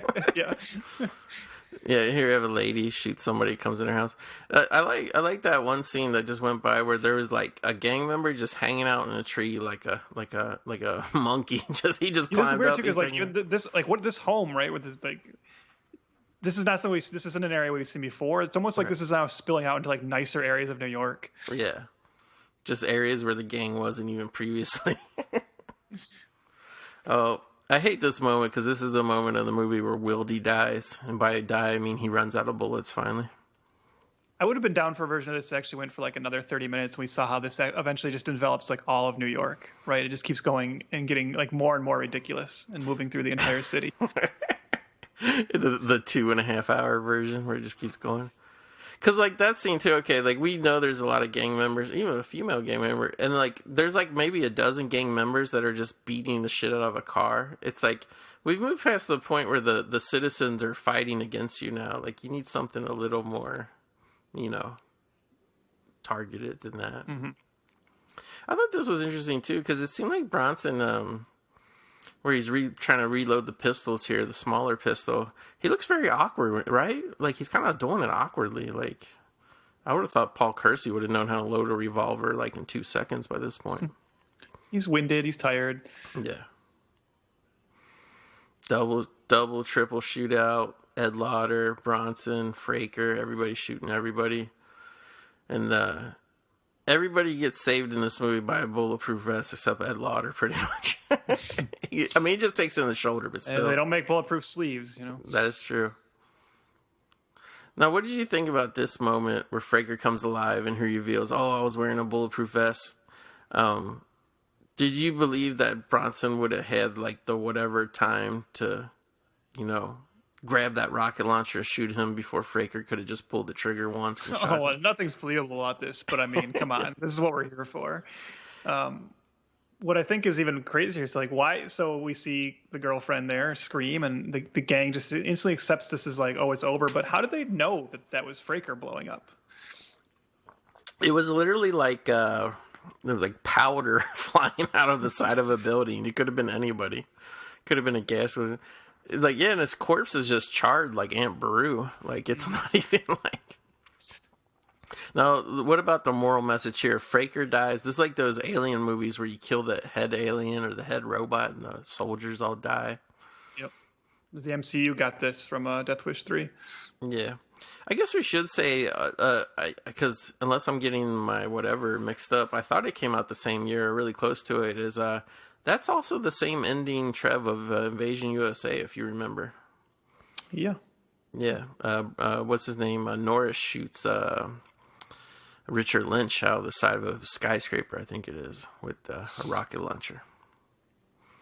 There's no way that's a coincidence, right? Like, Canon was just like, oh, the ending worked in one movie, use it in another. Yeah, well, I mean, and it's great, right? It's going to be like an applause moment at any time. I can only imagine watching this movie in like a 42nd Street theater in '85. Yeah. You know, I'm kind of more interested in like Friday night, opening night, packed house in the suburbs. How this would play? Like, I could see it getting the cheers and the rowdiness even in that kind of setting. Yeah, like I said, I mean, the fact that it was #1 for 2 weeks. I mean, yeah, they said there was something in the air, and at this time, just vigilante movies in general were a very big deal. So, and I know, like, you know, crime in America in the '80s was really bad, and especially in certain parts of the country. So, I get it, you know, but yeah, I think there definitely was a fear, and it's so weird how differently we become. But there was a fear at that time that crime, like, I guess the ruthlessness, I think a lot of it, in all honesty, had to do with things like the crack cocaine epidemic. Yeah, and it was a fear that was being stoked by Reagan and his ilk, too, you know. The media, I'm sure, contributed with the whole kind of if it bleeds, it leads type, newscasting. But what do you think of that shot? I mean, clearly it's a movie shot, but Bronson is in a completely different set of clothes, just walking out of the war zone with the suitcases. So like the same two. Did he ever even unpack? Like, was those are the same two suits from the beginning? And like Ed Lauder's like, you got to get out of here, you know, before everybody comes all cover for you, and he takes time to change his clothes. Yeah, but definitely a wild movie. I'm surprised it doesn't end with a little graphic that says like Paul Kersey will return in Death Wish 4, because clearly, you know, they were already thinking about it. There's no doubt about that. Yeah, you know, Golden Globus. Maybe they didn't, though, because maybe, like you said, they're like, I don't know, Bronson. We might want to... Because remember when Kevin Feige was like, you know, Iron Man is an evergreen character. He can be recast over and over and over. And then it's like, meanwhile, it's like, oh, like, Downey Jr. is really done? Okay, it's time for this character to be done. You know what I mean? Well, I was reading that when Bronson... I'm not sure if it was when Bronson passed away or...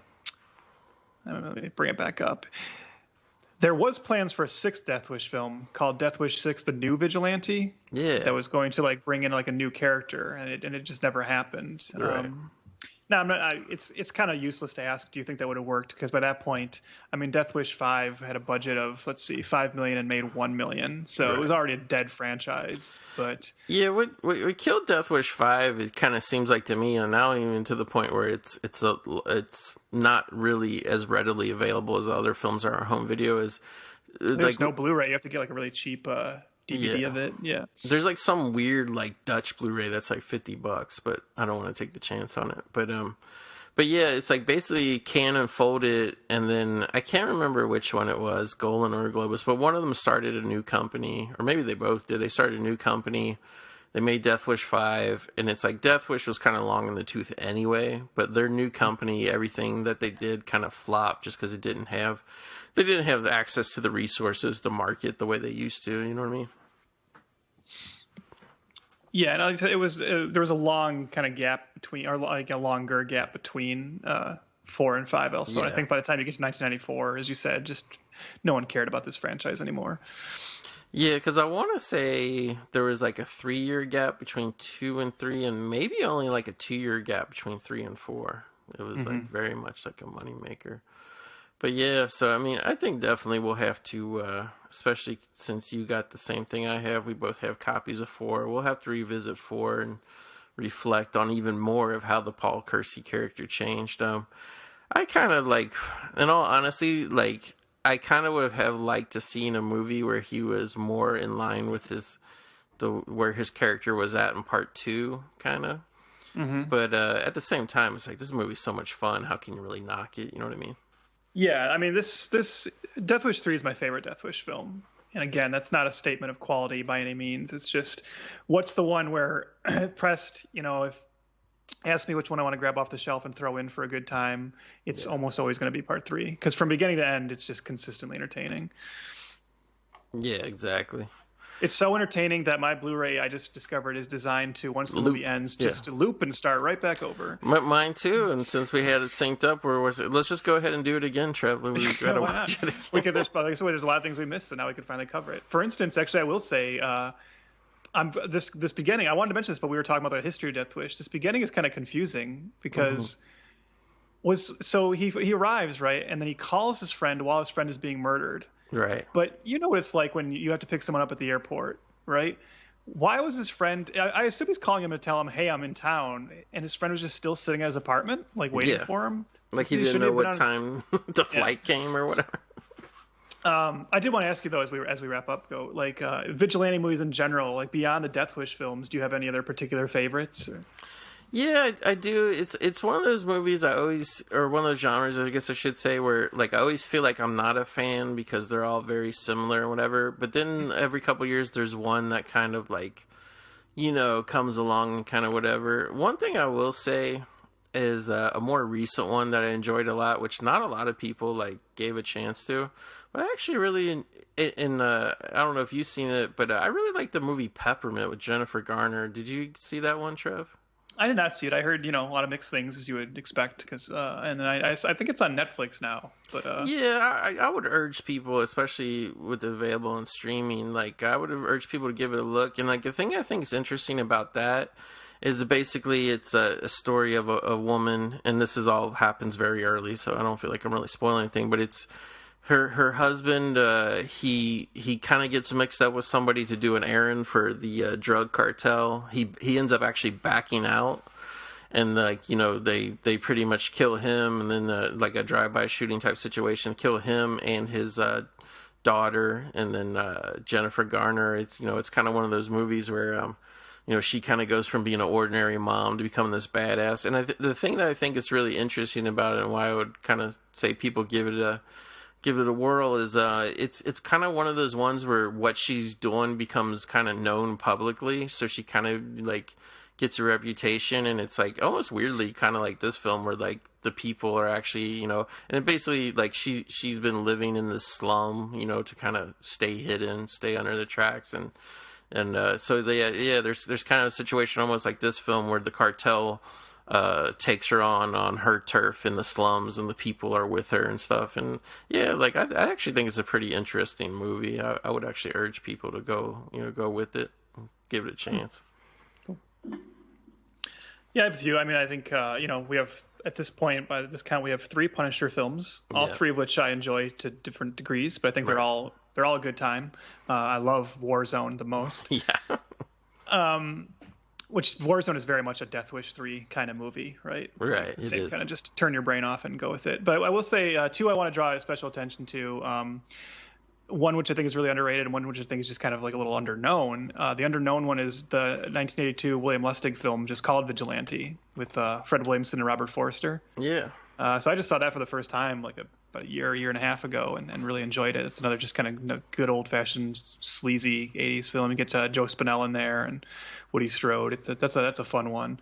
But also like staying on the Death Wish run, and I wanted to ask you about this one too because I wonder how you feel about it.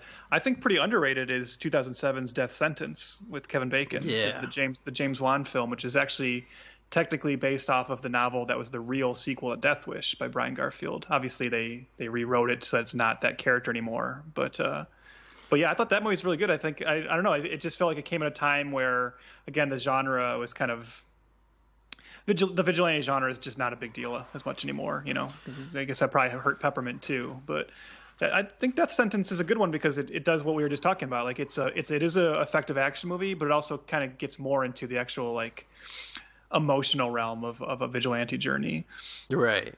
Yeah, I really love Death Sentence, and I got to say that it was kind of I thought he was doing good work at that point of his career, but that was like pretty much what should have been the end of James Wan's Hollywood career. Obviously, he came back with Insidious, but I really enjoyed Death Sentence for what it was. I also enjoyed his previous movie to that. I think it was Dead Silence, and I thought he was doing really good stuff. I thought, if anything, I thought like we were watching the progression of him as a filmmaker from Saw.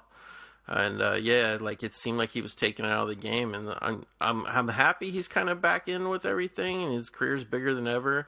But it kind of sucks because now, like when you see something like Death Sentence, you realize that's really something that James Wan wanted to do, and stuff like The Conjuring, and he directed a Fast and the Furious film, and he's kind of playing the Hollywood game more now, and I'm very excited. It's another horror movie, but he does have an original movie coming out later this year, so. Mm-hmm. Yeah, I think he feels to me like one of those, like, I think he, this is a system we'd always heard about, but you don't see it done too much anymore. That kind of 2 for them, 1 for me kind of idea. And I'm hoping that he can kind of play that a little bit more now because, but like I said, I'm happy for him. I think it's very cool that's what a career, to start with Saw and then, move up and then, get to that point of making something like The Conjuring and that turning into an entire franchise, and his name just being synonymous with the kind of horror that's really popular right now. And really, I mean, to me, he's one of the only, there's like maybe 2 or 3 directors who can really do that jump scare kind of horror well. Right. And he's certainly like the best at it. I always feel when you watch jump scare movies, you feel like you're like getting like kind of like the Diet Coke version of a horror film, because usually the films, all they have is jump scares, where I feel like James Wan gives you all the other kind of meat that you want in a horror movie. He doesn't just jump scare you and false promise you to death. He usually builds a good mythology. He does some good payoffs with the tension. Like you usually get some, I know some of his movies were PG-13, but the R-rated ones, I always felt like you got a good gore payoff usually. Well, even like with The Conjuring, just like what a simple idea was, but people hadn't thought about it before. It's like, okay, we can make like a jump scare franchise, but if it's like you just said, if it's just jump scares, that won't have too long of a life. if we create this like couple at the center of it who are actually, likable characters played by two likable actors, and people are actually emotionally invested in it, that'll work a little bit better, right? Now, of course, they had to base it off of two charlatans in real life. Yeah, I wasn't going to bring up that aspect of it, but if anybody's seen Paranormal State, you will see them in real life. And no. I love the movie Warrens and don't think very highly of the real life Warrens. Exactly. Yeah. But yeah, going back to the vigilante thing, Trev, is I don't think, obviously in our lifetimes, I don't think we'll see this genre return to form because, say what you want, but like we were talking about, there was a fear of crime, of criminals, almost a hatred of criminals at the time, and I feel like our society is in a much different place now. I feel like people, for whatever reason, obviously there's going to be exceptions to the rule, but in general, people are more, I don't know what you say, humanistic looking at criminals, and they don't want to see them. They don't want to see people judge, jury, executioner. I think everybody realizes every case is different, every instance is different. So, I don't think you have that thirst, to watch this type of thing. And not to bring this down and make this even more depressing, but I don't think there's much of an appetite for movies about citizens arming themselves, right? Yeah. And waging these kind of these wars against other citizens in an age of mass shootings every day. I just think it's not something people. I mean, I even had this thought. I can't remember if you and I ever talked about this, but so I do love the John Wick series. Mm-hmm. And I remember going to see John Wick 3 in the theater and really enjoying it. And that's a movie that ends with this great 20-minute gun battle. And I remember I talked to a lot of friends after the case about it, watching and sitting and thinking, I'm really enjoying this. This is a lot of fun. It's very reminiscent of the action movies I grew up with, which are these kind of awesome gun battles and gun fu in the Hong Kong films. But just actually having a moment and thinking to myself, wow, this is really such a gun fetishization, right? Yeah. And at a time where I'm just so disgusted by guns and wish something would be done about them. So there is just strange. I don't know. It's a weird time to be an action fan because of that. Well, I'm somebody. I don't own guns. I never owned guns. I've shot real guns once in my life. Not something that really fascinated me, but it's kind of weird because it's I feel like you have fans who, because I know some people, I like fans that really like Keanu and his John Wick persona, and they're also gun people and whatever, and I'm a lover of guns in movies. I've always been that way. I've always loved guns as a kid. I had toy guns. I was always gun obsessed, but as an adult, I'm always afraid of if you have a gun, you might get yourself in a situation where you have to use it or whatever. But it's weird how some people are drawn to gun-based entertainment because they like guns, and some people are kind of, I guess, more like you and me, where it's we love gunplay in movies, but we don't really bring it into our real life of owning guns, but you know what I mean? It is a weird dichotomy, and it's I guess it's just all about entertainment and stuff. But I mean, I guess it's at the end of the day, it's no different than loving slasher films, but not really loving serial killers. Exactly, because Netflix, they last year, maybe it was the year before. Everything's a time blur the way things is, but either 2019 or 2020, Netflix with their huge empire of entertainment, they made a real commitment to Ted Bundy. He was back in a big way, documentary, feature film, and it's kind of one of their properties that they promoted the most in the last year or so. And it's that thing of I think there's a big difference between people who are say Freddy Krueger fans and people who are Ted Bundy fans. You know what I mean? Yeah. And then, the whole thing of sexy Ted Bundy, right? And getting into. Hey, speaking of sexy though. I teased this earlier. Should we briefly talk about, just in case people don't know what we're talking about, good old Robert Bronzi? Yeah. I totally lost. So let's talk about Robert Bronzi. He's I can't remember. Is he a Hungarian gentleman? Or, I believe so. Yeah. It's something because he doesn't speak English, right? Or if he does, it's a very heavily accented, from what I understand. Yeah. Mm-hmm. So there is a guy. His name is Robert Bronzi. I mean, that's technically not his real name, but that's kind of his stage name. He was working in. He kind of has a stuntman a background. He rides horses. He was performing in kind of a Wild West type show overseas, and somebody saw him who was involved in the movie industry and was like, "Oh, geez, this guy's a dead ringer for Charles Bronson," and he really is. I would say, definitely it's like either I'd say around like I don't know exactly how old Bronzy is, but I say he really passes for Death Wish Part 1 type Charles Bronson. Yeah, it is crazy how uncanny it is. I remember like first hearing about it and then seeing like the pictures and just being kind of really like, shook by it. Yeah, and like he'd done a couple little things, but there's a filmmaker who actually lives very near where I live in Northern California who went the full step to say, not only should we bring him over and get him involved in American films, but also portray him as the Charles Bronson Death Wish character. So they made this movie called Death Kiss, and it's like one of those things where like I don't think they even give Bronzy's character a name. I think he's just like the stranger or something. And basically he comes to this small town and he helps it's like a single mother, and she has like a daughter who's like challenged in a wheelchair and whatnot. And he kind of like looks out for them, and there's like some criminal element, like a drug gang. I want to say, I'm blanking on his name now, but Richard Tyson, the actor, plays the leader of the gang, kind of. And like, yeah, it's very low budget. It's very much a red box type movie. And other than the fact that they dubbed Bronzy's voice because he has a heavy accent, and I'll just be honest, though, it's like the only complaint I have about the entire movie from start to finish is the voice is like so dubbed, so hokey. But other than that, it's a fun little thing, and anybody who's a Death Wish, fan, I would say give it a watch. It's it's very low budget independent cinema, but it's you got to watch it. It's been streaming. You can buy a DVD on the cheap of it as well for probably less than $10 last time I looked. What I thought was funny about it was when that whole thing happened. I never saw the movie, but I saw the trailer. And it's something I've been meaning to get around to just because, as you said, it seems like an interesting novelty. But that's the thing is at the time I thought like, well, that's a funny like one-off kind of novelty thing, right? But they've kept going. Like Bronzy's made more films, and they're just really rolling with this, like him as like the reincarnation of Bronson. And there's been I don't know how many more since then, but I've certainly seen posters for other films, and I don't know if they're still dubbing him or if he's starting to learn English a little bit better or what. But it's just interesting that that's actually what started to just seem like kind of a silly joke at first has really turned into this small, very small little cottage industry of films. But I gotta say, it's like when the film was released, it didn't quite pay off that that level of excitement, but there was huge excitement generated on the internet when that first Death Kiss trailer came out, for sure, because everybody it's just like one of those things. I guess it's kind of weird how things work nowadays. Is like on the internet, people get very interested in things very quickly, but they also forget about them very quickly.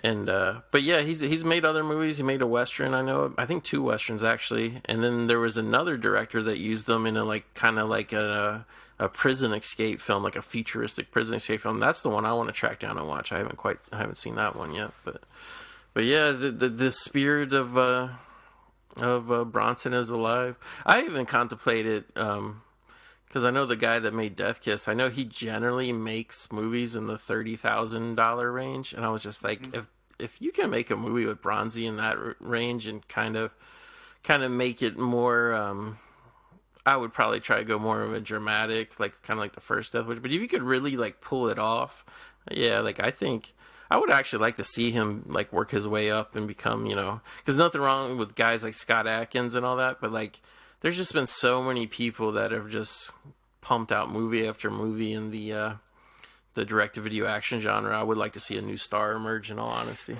But that becomes the question with Bronzy, right? The thing about Bronson is, you could make fun of his later performances, but the dude was a real actor. Yeah. And you see that in the original Death Wish. And I haven't seen Death Kiss, but very much from what I've heard, it's a lot of, this guy looks like Bronson. That's enough, right? So you can just have him stand in a scene, give him a gun, and then we'll dub him. Yeah. I don't know. Do you think Bronzy has like the actual dramatic chops to do more than what he's being asked to in these films? Yeah, it's hard to say if he has the chops or not. But one thing I will say is I think he can do more with the right director, and I'm sure he's probably more comfortable now than when he first came over and did it for his first movie or two. I think he can. I mean, at the very least on the direct-to-video level, because they're kind of like a trend, Trev, and I'm sure you've seen it over the years. It's popped up in the Universal Soldier films or not. Big thing right now is to get UFC fighters to portray these things because they're used to the physicality and. Yeah, I think Bronzy can do a lot more. You know, like for what the standard is of B movie action acting right now. I think Bronzy, because in all honesty, like it's kind of one of those things when I watched Death Kiss, as much as I enjoyed it for the Bronson feel, I was kind of more like, because I'm kind of, you know, like, let's be honest, where we're at with filmmaking right now, there's not many genuinely tough looking guys. And I get it, Bronzy's always going to look like Bronson and all that. But I kind of was digging his vibe for real. And I kind of almost wanted to see him do something where he was kind of like allowed to go more in his own natural direction and not ape Bronson so much. You know what I mean? Mm-hmm. But yeah, like it's a great story though, because I've read where he's gone to screenings, I think over in Germany in person, and people are so excited to see him. And I mean, I'd love to see the guy get some more notoriety and do some more work, you know? Makes me wish I looked like some famous dead actor. Yeah. Could you imagine if you look like the reincarnation of Keanu Reeves, how much money you can make? Well, they don't need a new Keanu Reeves right now, you know? Keanu Reeves is like 60. Like, Keanu Reeves, in all honesty, like, he's probably, like, age-wise where Bronson was in, like, the first Death Wish, but nobody thinks of him as an older actor, like, at all. It's weird. Yeah. Well, it's strange, like, you've noticed this as well, like, there's something about older actors and just kind of older generations in general. I don't know if it's a matter of like the way like health has evolved or medicine has evolved, but you go back and watch a lot of these films and you're looking up the actors, and I'm sure that you have this as well too, because as you get old you start to do this. Yeah. Where it's that thing where you find out that you're as old as certain actors were in films that you saw as a child, and it blows your mind. But I'll often look up like those actors like Charles Bronson or Lee Marvin, you know, those kind of guys. And when they were like 40, which I am now, they looked to me in my mind like 60. You know, I'm just like blown. I'm like, how could they be as old as I am right now? That doesn't seem right. So I literally had my mind blown the other night, Trev, when I did some math and I realized that I am technically older now than Bruce Willis was when he made Die Hard with a Vengeance. That blew my mind. You know what I mean? Like, yeah. I know exactly what you're talking about. Yeah. But yeah. So yeah, like we definitely at some point we got to do Death Wish 4, and maybe there's some other Bronson films, but yeah, like Bronson is like, it's weird because I'm not gonna lie, I kind of got into him ironically to kind of revisit these films because they were canon films and whatever. I'm actually a fan now. I like him. I've picked up a bunch of his movies on Blu-ray, and like I said, I watched maybe 5 or 6 of them when quarantine first happened. And yeah, like, I don't know, like, as much as he fit that tough guy role, like, it's easy to equate him to being, like, the kind of the predecessor to, like, Jason Statham. But even Jason Statham has a dramatic side to him that a lot of people don't think about, you know what I mean? Mm-hmm. Like, which he doesn't use enough, yeah. Yeah. So, yeah, like, I enjoy Bronson a lot as an actor, and definitely will continue to track down his stuff. And did you ever see the one where it's, like, he's literally, all he's doing is being a reporter, investigating like a clan of 2 Mormon families that keep killing each other? Have you ever seen that one? I have not. You know, I'll be quite honest. Like, maybe I should do the same thing you did and go into this like Bronson deep dive, because my Bronson knowledge is, well, I shouldn't say knowledge, but my what I've seen of Bronson is woefully inadequate, I think. You know, so for me, I've seen, you know, the classics of like the Magnificent Seven and I Once Upon a Time in the West, you know, that kind of older stuff. Great Escape, of course, I love those. But when you get into that older run, you know, I've seen Mr. Majestic, I've seen the Death Wish films, I saw 10 to Midnight, and I don't know, I'm scrolling through his filmography now. There's not too much else I've seen, honestly. Yeah, he was pretty prolific. One that like I actually have it recorded on my DVR, I'm looking forward to watching, is actually The White Buffalo, where he plays Wild Bill Hickok. But and like it's literally he's trying to hunt and kill a giant animatronic a buffalo. But yeah, like Assassination is really good. Like I would say, see if you can give a watch to Assassination, where he plays a Secret Serviceman protecting Jill Ireland, who plays like the First Lady. It's very much, it was made in between Death Wish 3 and 4. Murphy's Law is another good one that was also made in that time period between Death Wish 3 and 4. I want to say Messenger of Death is the one with the the feuding fundamentalist Mormons, and it's always misrepresented that like it's an action movie. Like they always show Bronson holding like there's literally like a scene where he picks up I think a shotgun and puts it like out of the way, so they always use that on the poster. Like he's just a reporter. He doesn't kill anybody. He's just just trying to find out why this two groups of Mormon families are killing each other. And I gotta say, it's really enjoyable. Like it's really enjoyable just to see him in that type of role. You know what I mean? Mm-hmm. But yeah, so yeah, we obviously could talk about Bronson all night long. But yeah, I guess we should wrap this up. Death Wish 3, man, like wow, what a knockout of a movie. And I know Part 4 is probably doesn't live up. Part 4 is actually the only one I saw in theaters, Trev. Growing up, I had to be old enough to finally. By the time Death Wish 4 was old enough, I was finally old enough to go see his movies. But yeah, I can say I never had the joy of seeing a Bronson film in the theater. Yeah, but yeah. So everybody, thanks for listening. Trev, is there anything you want to talk about? Did you got interesting going on your other shows? Well, when is this one releasing?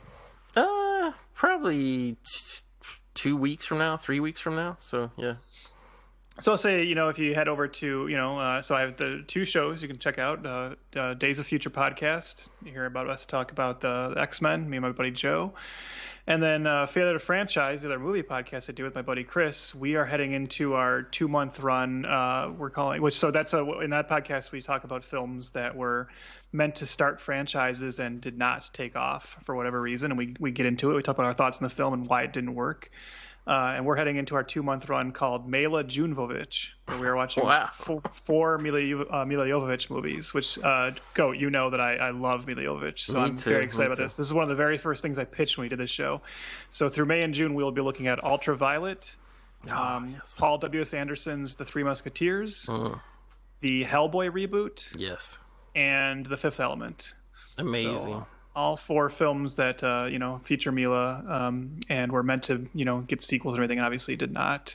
And who knows, we might even be able to come back to this next year with Monster Hunter. And oh yeah, I know there was just, I don't know if you saw, there was just a strange American theatrical release of a film that she made called The Rookies, which came out in China like 2 years ago and bombed horribly, and now they just threw it into like some AMC's here as theaters are opening back up. And from everything I've seen, that looks like it was probably meant to be like a franchise starter as well. So I don't think we'll be done with Mila yet, but I'm very excited to talk about her because I just love Mila, and I think, she doesn't get enough credit for her place in like cinema history. Sounds so highfalutin, but as really, despite what we're about to talk about, these films that didn't work, you look at the fact that Resident Evil is this billion-dollar franchise and how long of a career she's had. She doesn't get enough credit for, I think, how marketable she's proven to be and like her place as one of the few working female action like badass stars. I agree, and I haven't seen Monster Hunter yet. I'm pumped to see it, but I enjoyed it. Yeah, I gotta tell you, dude, I am drooling. I am chomping at the bit to see The Rookies. That trailer, oh my goodness! It definitely looks like. Because I know you and I like love that like late 90s, early 2000s Hong Kong action, and it just looked like such a fun throwback to that, which we don't get enough anymore. Right. Did you see the Jackie Chan like sci-fi action film from a couple years ago called Bleeding Steel? No, but I know exactly what you're talking about. So I would like recommend that one to you as well. It's very, very stupid, but man, is it a good time. Yeah, it looks very up my alley. But definitely there's something about Jackie Chan. Like I enjoyed like when he came back a couple years ago and made The Foreigner and stuff, but like that was a very somber film. It was enjoyable, but it was a very somber film. When you can see Jackie Chan in something where he's just slapping ass and flipping around and being goofy, and especially, I understand he's probably older, he can't do some of the stunts, but he can still make that bewildered, startled face, I'm sure. Yep. Yeah, you and I should do a Jackie Chan movie someday. We should do. I don't know what we would do, but we gotta work in some Mila, man. I don't think we've ever covered Mila on this show. You make the call, I'll be there because that is my everyone has their like ultimate person, their number one like crush of all time. And Mila is mine. You know what I think is amazing about Mila is she's obviously known for, before she became a bona fide action star, she was known primarily for her beauty. I mean, it's no secret she's done like very high profile modeling the things. highest paid model in the world for a long time. Yeah. Exactly. She I think she still has some sponsorships with things like L'Oreal or something like that. But the thing I love about her is she is willing to strip it all down. And if you ever seen something like the film Dummy, or I love Dummy. Dummy's so good. Dummy's so underrated. It is. And I love her character. Like, I'm so obsessed with her character in that movie. I need to watch it again. I haven't seen it in probably 10 years. But, like, I love her as Joan of Arc. Like, she is just, like, I agree 1,000% she's got to be teamed up in the right project with the right director. But I think she's so much, like, so capable of so much more than what people give her credit for. Yeah, I mean, you look at even like He Got Game. She's fantastic in that, and I've seen her be good in like a movie like Stone, which isn't a great movie, but she's really good in it, and she's the best thing about it. I was gonna say, like, did you ever think there'd be a day when there'd be a movie that had Robert De Niro and Edward Norton in it, and they both were blown off the screen by Mila Jovovich? I mean, it's true though. If you watch the movie, I doubt very few people would disagree with that statement. In all honesty, yeah. So she's awesome. I would say maybe we should do Dummy, if not for the fact that I think only 5 people would listen to that episode. But I would do. We need a good thematic sequel to our Chocolate War episode, which became one of the lowest listened to. But like sometimes, like, I wouldn't say like on this show we do one for them, one for us, because I personally am interested in every movie we've ever done. But but there's definitely ones where it's like it's like, oh, probably people will listen to this one because it's people have heard of this movie, and but sometimes you just gotta say, what, ratings ain't it, because I mean, like you said, we're just doing this for fun. I never made a dime off this show, nor do I intend to, but it's like sometimes you just got to do something for you that you just want to do so bad. So yeah. Well, and if anyone is like listening to this and thinking, what the hell are you even talking about? If we can like try and convince you right now to to watch this movie. I mean, if you have never heard of this film Dummy, it's this like really cool, bizarre little indie, I guess, would you call it a rom-com? Would that be the genre it falls into, I guess, right? I could, but Trev, wouldn't you say it was around that time, like the early 2000s, where it kind of became a thing in independent films to kind of make like deconstructionist rom-coms, kind of? Yeah, and I think a dramatic comedy, I suppose, but I mean, just this cast, right? I think it's really strange this movie's underrated because you have Adrian Brody, Mila Jovovich, Ileana Douglas, Vera Farmiga, Jared Harris shows up. Yep. And the late great Jessica Walter in it as well. So I think it's definitely something it should be on more people's radars. And it's just this like really fun film about Adrian Brody's this very socially awkward individual who gets this ventriloquist dummy and is trying to like use it to express himself. And Mila Jovovich is his bizarre best friend. And then Vera Farmiga is, which it's been a while since I've seen it too, but she's like a social worker or something, right? That is trying to help him. And then the relationship that forms between them. Like a therapist or something, yeah. Yeah. It's one of the first things I ever saw her in too, and just started another talk about another person I have a crush on, Vera Farmiga. But I think you ever see this movie, Trev? I think the first movie I ever saw Vera Farmiga in was it might have been like one of those weird ones that was like a Blockbuster Video exclusive. But there was like this movie, like an independent movie with her and Christopher Walken in it, where Christopher Walken was like an old like thief that would like break into the safes or something, and Vera Farmiga played his daughter, and it was just like this little independent kind of quirky drama. I've not seen that. Yeah, no, but because in fact, like looking at her filmography now, I can guarantee the first thing I saw her in was Dummy, and then probably nothing again until The Departed. Interesting. By the way, this is just totally incidental, but Vera Farmiga was in the film Orphan, and I actually came across a news story the other night where it actually, like, I don't know if the movie was based on it or maybe this happened later, but that actually happened. At least one case that I saw. Oddly enough, that happened after the movie. Yeah, I know what you're talking about. Yeah. Very odd. Very odd. Well, we'll wrap this up. We know it's gone on to a little long here, but Bronson is on the loose, as always. But yeah, everybody, want to thank you again for listening. Trev, obviously, thank you for willing to go down the Death Wish 3 rabbit hole. Yeah, no, I was going to say anytime, but we won't do this one again. But no. But anytime you need me in the graveyard, I'm around. I've always like wanted to do like an experimental podcast that's a movie commentary podcast where every episode is just a commentary for the same movie. I had that joke, I had not commentary, but I had that idea like a long time ago too, where I thought it'd be funny to do a podcast that was just reviewing the same movie every. Now there was a version of that. There was a podcast called I think it was called something like The Greatest Idea of All Time, or it was either that or The Worst Idea of All Time. But it was them watching Grown Ups 2 every week for a year. And then I think when they wrapped it up, they did other movies after that. I think they did like Sex and the City 2 and stuff. But that was obviously like a joke, right? Like they forced themselves once a week. They had to put their phones away and sit there and watch Grown Ups 2 and sit through the entirety. And they weren't allowed to sleep during it or anything. And then they would talk about it every week. But I thought it would just be funny to do a podcast where you're just kind of reviewing like a real movie that you enjoy every week. But you have to basically challenge yourself. What can we keep talking about and see if how long you can run that? Can that run for years? Exactly. I think if I had to pick a movie to do that, I would pick Death Wish 3. I think it would work. But anyway, listeners, thanks again so much. I'm so appreciative to all the people that listen to the show and, kind of help keep the spirit of these sometimes forgotten movies alive. It's always enjoyable. It's always great fun to do the show, and I appreciate it. Everybody, thanks a lot, and we'll see you again right back here next time in the Movie Graveyard.